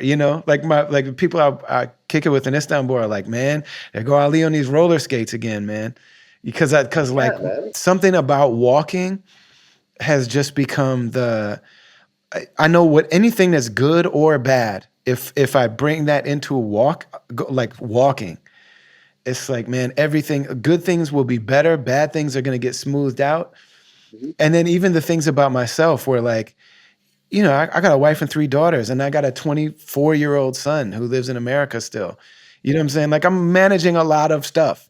And so times where I'm like, I don't necessarily like how I'm feeling towards people, or like I'm getting a little, man, you go and get a walk in, it's like everything. I like myself better. I like all my situations better. I like and to your point, and what I was saying earlier was like before I would eat something and then that eating would be like a bad feeling, but at least I chose it. Whereas, like you're saying, like you used to have highs and lows. Yeah. And it's familiar too. Yeah. My old friend. People always crave the familiar thing. Yeah. Plus, it's the vicious cycle where it's like, I feel bad, I eat. Now I feel good. Now I feel bad. Well, I feel bad. I guess I better eat again. It's like a weird kind of cycle, and that's why it's important to. So here's the real next level of the game. All right, go for it. Where are you at with complaining? I try not to complain. Okay. I believe you. Because it's one of the things that I start to notice sometimes where I'm like, oh man, is complaining my new drug? Is, you know what I'm saying? Because that can be a drug too. Well, so what I say to my son is I go, you can't disacknowledge like negative feelings or sadness or like what does complaining stem from? It's from a situation you don't like, right? So it's like you can't disacknowledge your emotions. So it's like where I try to come from is like I acknowledge I don't like this, but I'm not going to indulge in it and be like this or that. Like I'm not going to let it shift where I'm at, but I'm also not just going to like, you know, that meme where there's that person in the fire and it's like, everything is fine. Do you know that one? So it's like, you can't do that either, right? Because you can't like just, if something's bothering you, it's bothering you. Like you can't just be like, that doesn't bother me. Yeah. But there's like, you can choose how much you engage with it. Where it's kind of like, you know what it is? Like, let's say I'm walking, let's say I'm going to go walk to a hot yoga tonight, which I am going to do, and it starts raining on me, right? I can't disacknowledge that I'm getting wet, but I can choose if I'm bothered by being wet. Does that make sense? It's like, I'm wet. Like, I can't pretend that I'm not wet, but I don't have to be bothered by being wet. And that's kind of where I'm at with the complaining. Like, I'm on an airplane. You know what I mean? I hate being on airplanes. I'm uncomfortable. Like I acknowledge I'm uncomfortable, but I can choose to like not make the uncomfortableness ruin my time on the airplane. Like where am I going to point where am I pointing the spotlight? Like who's the star of the show? Like, the wagness of the airplane is in the house, but like it's not the star. Yeah, exactly. And then once you get that type of mind state, then it's like, well, what can I do too? It's like, what can I control in this situation? Because most of the times you're going to be able to navigate to get to a space that you're happy with if you are thinking about it clearly enough. So like with air travel and touring, right? So we talked about touring. It's interesting how this kind of all comes together.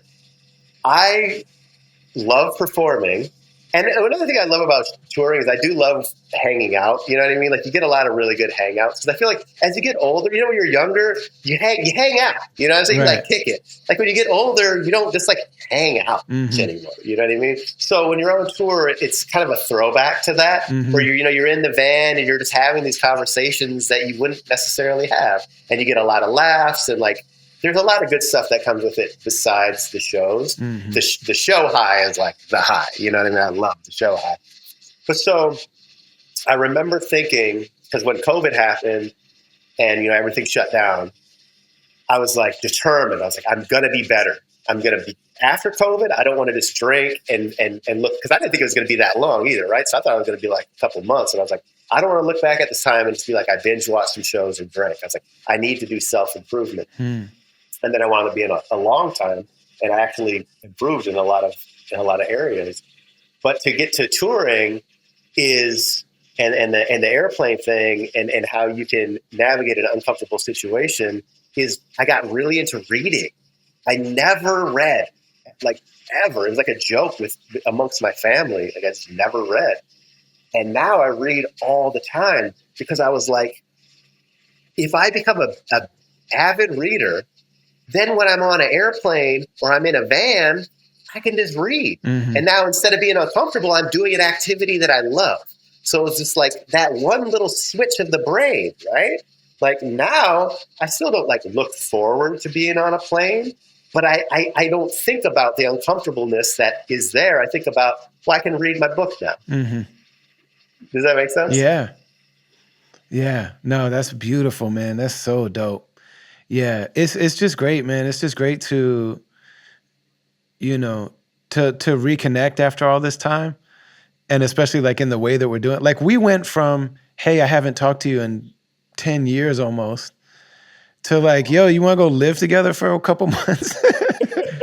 Hey, you know what I mean? You want to be up in each other's face for a living? You like very fast, very like in one conversation.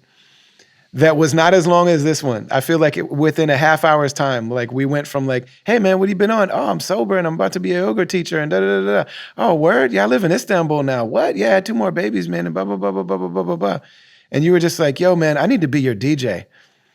And I was like, yeah. Well, yes. Yeah, dope. Yeah, it's shorthand. It was You know what I'm like, saying?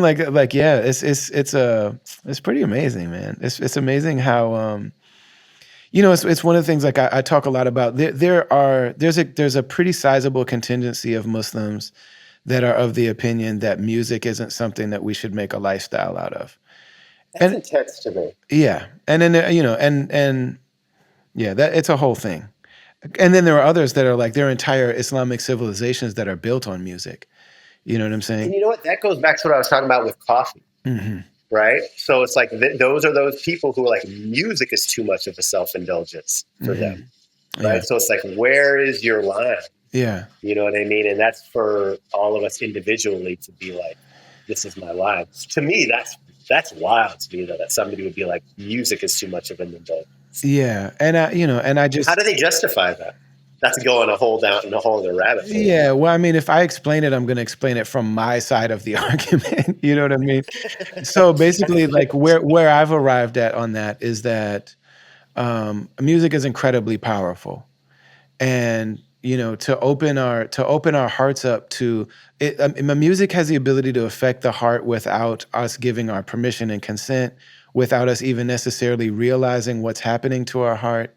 Like we really are turning like ultimately like the spiritual part of religion is about like what is being done to my heart, like how am I improving the state and station of my heart. And so if I turn that over to somebody in that way, it can be really dangerous. And I know that. And so I think it should be taken very seriously. And I think that we shouldn't create music or listen to music without it being really intentional, and without that intention being clearly stated and like what that means. You know what I mean? So that's where Interesting, I'm at because with you're it. kind of making it seem like, and I guess it kind of is, like it's a magical spell. Like it's like It is. I'm shooting a freaking beam at you. It And it's is. like, It and can it's it can absolutely be that. You know what I mean? that's interesting. And and the one thing that also I say from this side of the argument is like there are no Muslims that have no music. What they mean is certain instruments in certain circumstances and certain there's a variety of opinion about it. Like there are people that say that like the way that the Turks do the call for prayer is too musical. And you should just shout the words. There's that like that level of opinion. When you recite the Quran, just say the words. Don't make us. You know what I mean? So add your own, like, because it's already perfect. You shouldn't be adding your own Well, stuff, or what's the justification behind that? well, there are those that say that that's a similar kind of idea. There are those that say like um, you're doing stuff that wasn't intended, and basically it's just different types of in my from what I've come to is like it's different understandings of what do we do about the fact that music, that melody, harmony, rhythm, timing, tempo, like these things are profoundly powerful. What do we do about that? You know what I mean? And how do we guard against that? And I think it's just different ways. And then, the people who are take the harder line against music, they also think that a lot of the spiritual practice of like the Sufis, for example, that those things shouldn't be part of the religion. So in a way, they're just kind of like, look, man, hearts are too mysterious. Leave it alone. Just have the right theology and follow the rules. You know what I mean? Which is never going to work for me. And it's never going to work for the majority of people.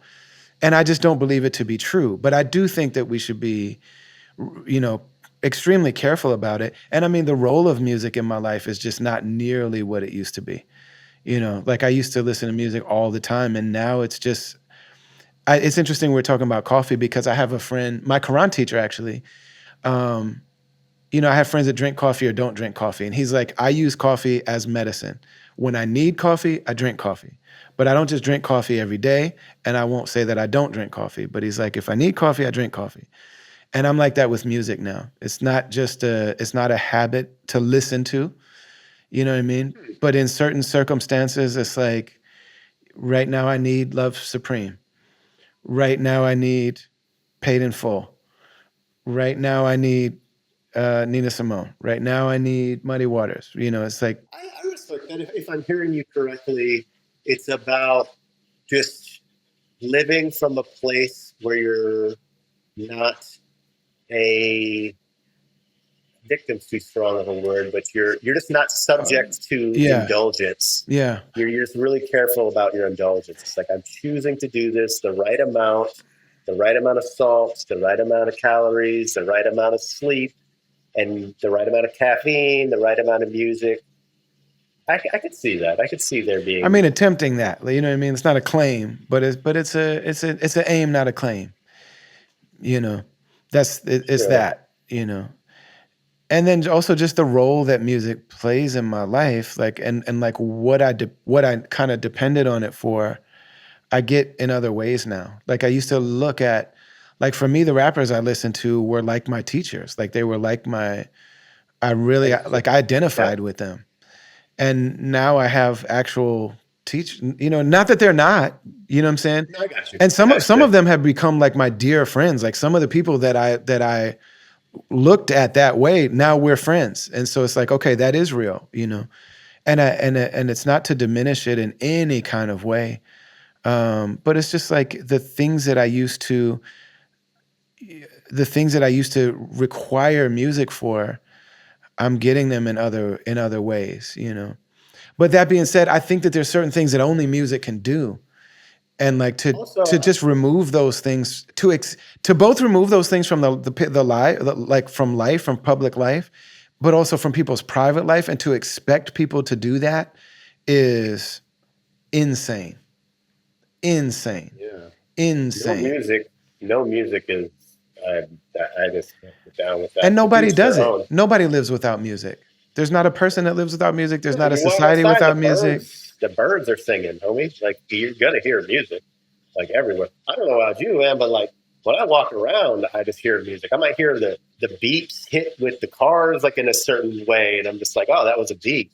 Or like I remember I was at the Apple store and this lady had long fingernails and she was tapping on the thing and it sounded like a syncopated beat. You know what I mean? And I was just like, they're just it. Music just is. It's like Yeah, it's not, you can't disconnect yourself from it. yeah. So I, but to each their own. I'm not trying to say I can't fathom not having music. It's like not having art. It's like not having painting, not having. It's just Yeah, bizarre to me. And I yeah, would go like I'm not overly spiritual, but like to me, I look at it like if there is a divine being or a driving force or something like that, I could make a strong case. The whole point of existing is to experience these things, hmm, like art, love, companionship. Like I see art and music as like a manifestation of God or whatever you want to determine that as. You know what I yeah. mean? That's like One of my direct teachers, like one of my like close mentors, who's like a father to me, says beauty is the splendor of truth.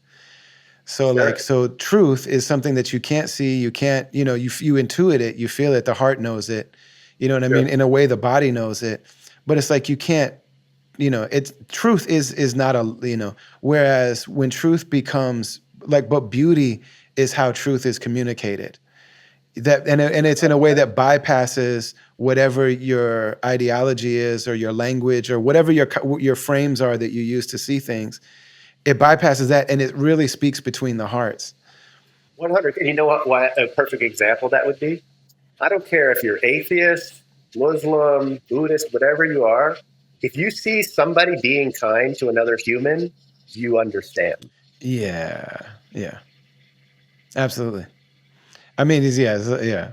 I mean, that's a whole thing, you know. And again, I'm speaking from I like there are certain conversations that like I'm on a certain side of the conversation. And I respect everybody and what they say they are. You know what I mean? I have a lot of people that I'm very close with that describe themselves as atheists. And I, you know, it sounds condescending, but I don't believe it. It's like, okay, you don't believe in the idea of God that you've been given. You know what I'm saying? Like, you Sure. don't believe in a person on a cloud, and like, well, like I don't believe in that either. Like, that's not what Muslims believe in either. But but it's like, okay, so are we really talking about that? There's nothing beyond the physical, material, observable world. You know what I mean? Then like, how come everybody, you know? And of course, they have their arguments and things like that for that. But it's like, yeah, man, like everybody there are certain like human things that like we know and agree on. Certain things are beautiful. Certain things are virtuous. Certain things are just that like everybody responds well to. And then other things are not. Everybody knows that truthfulness is beautiful, and deception is not. Everybody knows loyalty is beautiful and betrayal is not. Everybody knows generosity is beautiful and greed is not, you know. Whereas like materially, greed is like works better materially. There's no doubt about it. You know what I'm saying? But like on a heart level, nobody feels good about it, you know. Yeah. So yeah. So yeah. Greed So is like a mm, point system. I think I mm, feel like greed is a manifestation of you feel like you're lacking, and so mhm. you need to make up points in another way.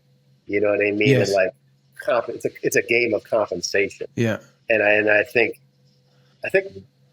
most people. I guess I can't say most people because I don't know, but I think it's common that a lot of people play that game. I Yeah. know I played that game for a while. It's like you're trying to compensate certain things, right? It's just kind of like I just think it is kind of how it is, and then hopefully at some point you just realize, oh, I love myself. I'm going to do my best. I'm going to be of service, and it's all good.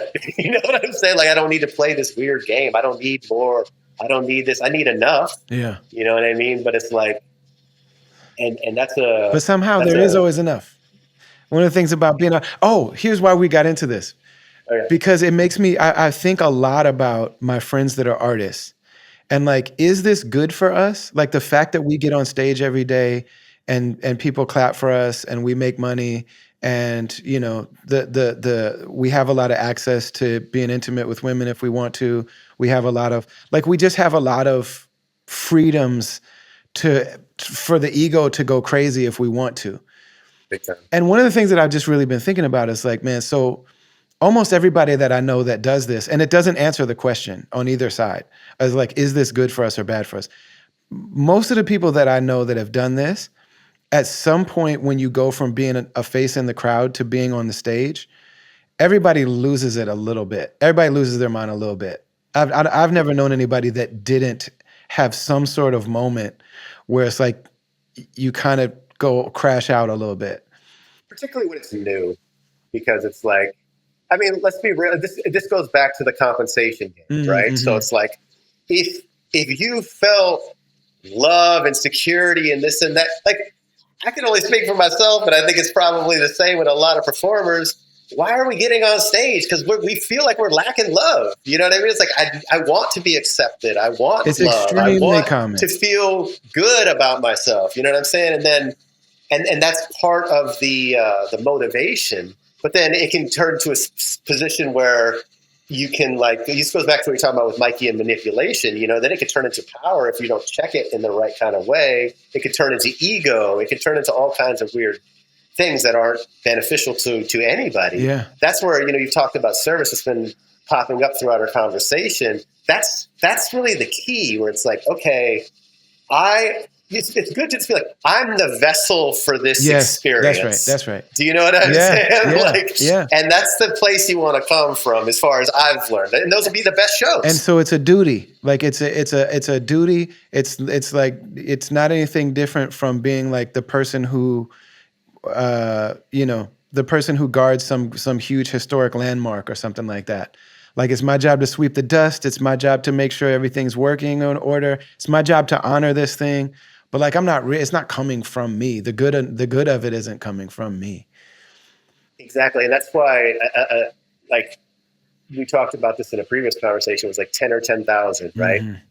It's because whatever city we go to, whoever is there, Yeah. it's our duty to make that fun. Yes. I don't care how tired I am. This is another reason why I love coffee and caffeine. Because let me tell you, there's been a lot of shows that were sponsored by freaking caffeine because I would just be like absurdly tired or this or that. And I'm just like, how am I going to pull this show off? You don't do like Red Bull and all that, do you? If I need to. Really? If I need to. Yeah, because this is the reason though, Ali. I don't want to be less than. I want to. These people showed up to see me be me and be the best version of me. If I'm dragging ass because I'm tired, because my flight was long, or I didn't sleep good, or I didn't eat good, or whatever, if I need to have a Red Bull, if that's all they got at the thing, because they don't have my nitro cold brew or whatever, and I feel like I need that to get to the space that I need to be to put on the best show I can for the people, hell yeah, I'm doing it, man. Because at this point, it's not about me. You know what I'm saying? It's about them. It's not about me. So, yeah, of course, with Red Bull. And I'll have a stomach ache after, and I won't sleep good the night of. But it's worth it because it's like, I want to have a good show, you know? And I know you know this. Yeah. It's like... Well, I'm to the point now where I trust that, like, no matter how I feel, as soon as the beat drops, I walk on the stage and somebody says, Brother Ali, and the people go, like, I know that it takes over. Like, the moment takes over no matter how bad I feel, no matter... That probably would happen for me, but this goes back to what I was talking about a little bit earlier. I know that I have a little bit of an addict brain, and I know that I still use coffee and caffeine and exercise. It's still me holding on to addict thinking a little bit, and there's. I haven't done therapy ever. I've researched a good amount online and this and that, but I've never been to an actual therapist. Oh man! And I'm sure I know I need. If you got the right one, that's a big thing is finding the right person. But man, you find the right one, you would love it because you're so ready. You're already, you know what I mean? You've done so much work already, man. It would be dope. My wife's a therapist, and like, man, you would, because that's how I was when I started doing it. And the therapist is like, you're an artist. I'm like, yes, let's go. Man, you would love it if you get the right person. Sure. I think I will at some point. But I guess that, it's not, you don't go from kindergarten to college. You go kindergarten, first grade, second grade, third grade. I like my progression right now. Yeah, man. So right now I'm like, I probably exercise too much. I probably drink too much caffeine. But you know what?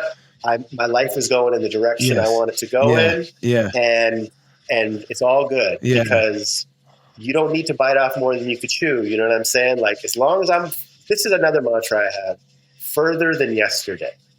That's really like, cause I don't want to, it's good to have specific goal points and cause that can be very motivating, but sometimes that can be self-defeating where you're like, I didn't get enough done, or I didn't do this or that. And then that can go back into like, well, now I got to eat because I didn't get what I need done, or now I got to drink because you get in this weird shame cycle.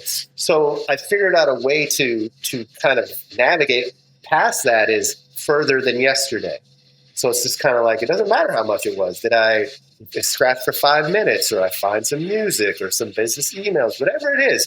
But as long as I'm going down that path, it's funny because it goes, so many of these old tales and sayings, it's like there's just so much wisdom, and there's a reason that they've lasted for so long. It's the tortoise and the hare story. It's just like the tortoise wins the race because they're just going, man. They got their head on straight. Let me share something with you real quick. So I made that epiphany, and I bought this. So I have this. Okay. So this little tortoise guy. Okay. And so when I'm writing, and I have like a big task that I need to do, which realistically I'm going to need to do with you and I soon, because I'm going to have to go through every song you want to perform.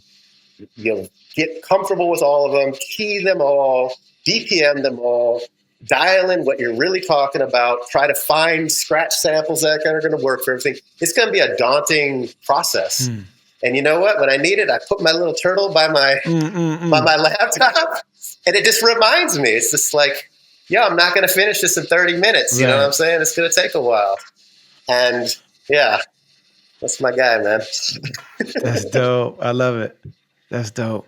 Man, I feel like it would be very easy to do another 3 hours, man. But I feel like and we probably will, you know what I mean? Like, especially since we're about to start being around each other so much and working. But Man, I feel like this is good. I feel like there are probably a lot of people that have always seen you and admired you and obviously loved your music and everything, but we don't get a whole lot of chances to hear you talk for a long time. So, you Yes. know what I mean? And thank you so much for sharing all of what you did have. And, you know, it's just really dope, man. It's really beautiful to be able to reconnect and right at a perfect time, you know, like right at a perfect time where I kind of was like, yeah, what's the, like, yeah, I'm doing this thing with Ant, but he's got to go back to Atmosphere. Like now what, you know? So when we had that conversation, it was like, how was this not already the thought? You know what I mean? And I have had that thought. You know what I mean? I have thought about it, but man, yeah, it's just the timing was just right. And I'm really excited to get into it. I feel like this tour, it will just be a beginning. Like so much to explore there that, you know, yeah, I'm here for it, man. It's a beautiful thing. Me too. It's like I was saying a little bit earlier. We're going to learn so much because we're going to, that first show is going to be an awesome show because I know you and I are professionals and we're going to do our absolute best to make it razor sharp. Mm-hmm. But you just never know until you get in front of souls. Like, how is this really going to hit? Yeah. And that's going to be fun. I mean, I feel very strongly that through the course of this tour, by the end of it, we're going to have a really strong show because we're just going to learn and develop throughout the whole time. Yeah, and the last two shows will be Milwaukee and then Minneapolis, right? At a small spot. So like it just sold out First Ave with Ant. So now we come back to the Ice House. That's like, man, I'm looking forward to that. Like I think that's gonna be dope. So that small place and oh yeah, yeah, man. So thank you for doing this. Of course, absolutely. Much love to my man Max, DJ Abilities, for being so gracious and generous with his time. I think we planned to talk for an hour, but you know, a lot of times these conversations go long. Thank you for being so patient. Abilities and I are going on tour, and the tickets are on sale now at brotherali.com. Make sure to check that out. We're doing mostly East Coast and the South, but there's a couple Midwest dates in there too. Can't wait for you to hear that, and can't wait to see that or to experience it. The new album is out, Satisfied Soul. If you go to brotherali.com, you can stream it anywhere, but also the vinyl starts shipping in March. And the vinyl for this project is incredible. Go to zakat.org and give them some support. Help them do the amazing work that they do around the world with people who are in need in such a dignified way. And also their support for this podcast from day one. They've been rocking with us for years now, from the very first episodes back when we were interviewing Cornel West. You know what I'm saying? So much love to Zakat Foundation. And BetterHelp, BetterHelp.com/travelers. Get down with this therapy journey. We appreciate you. We love you. We'll see you next week. Inshallah. Ramadan is coming. Ramadan is coming. I'm not sure when you're going to hear this. Maybe Ramadan will be here by the time you hear this. I don't think so. I think we get this one right before Ramadan. Ramadan is coming. Allahumma balighna Ramadan. Oh Allah, allow us to reach Ramadan. Love you all a lot. See you next week. Assalamu alaikum wa rahmatullahi wa barakatuh.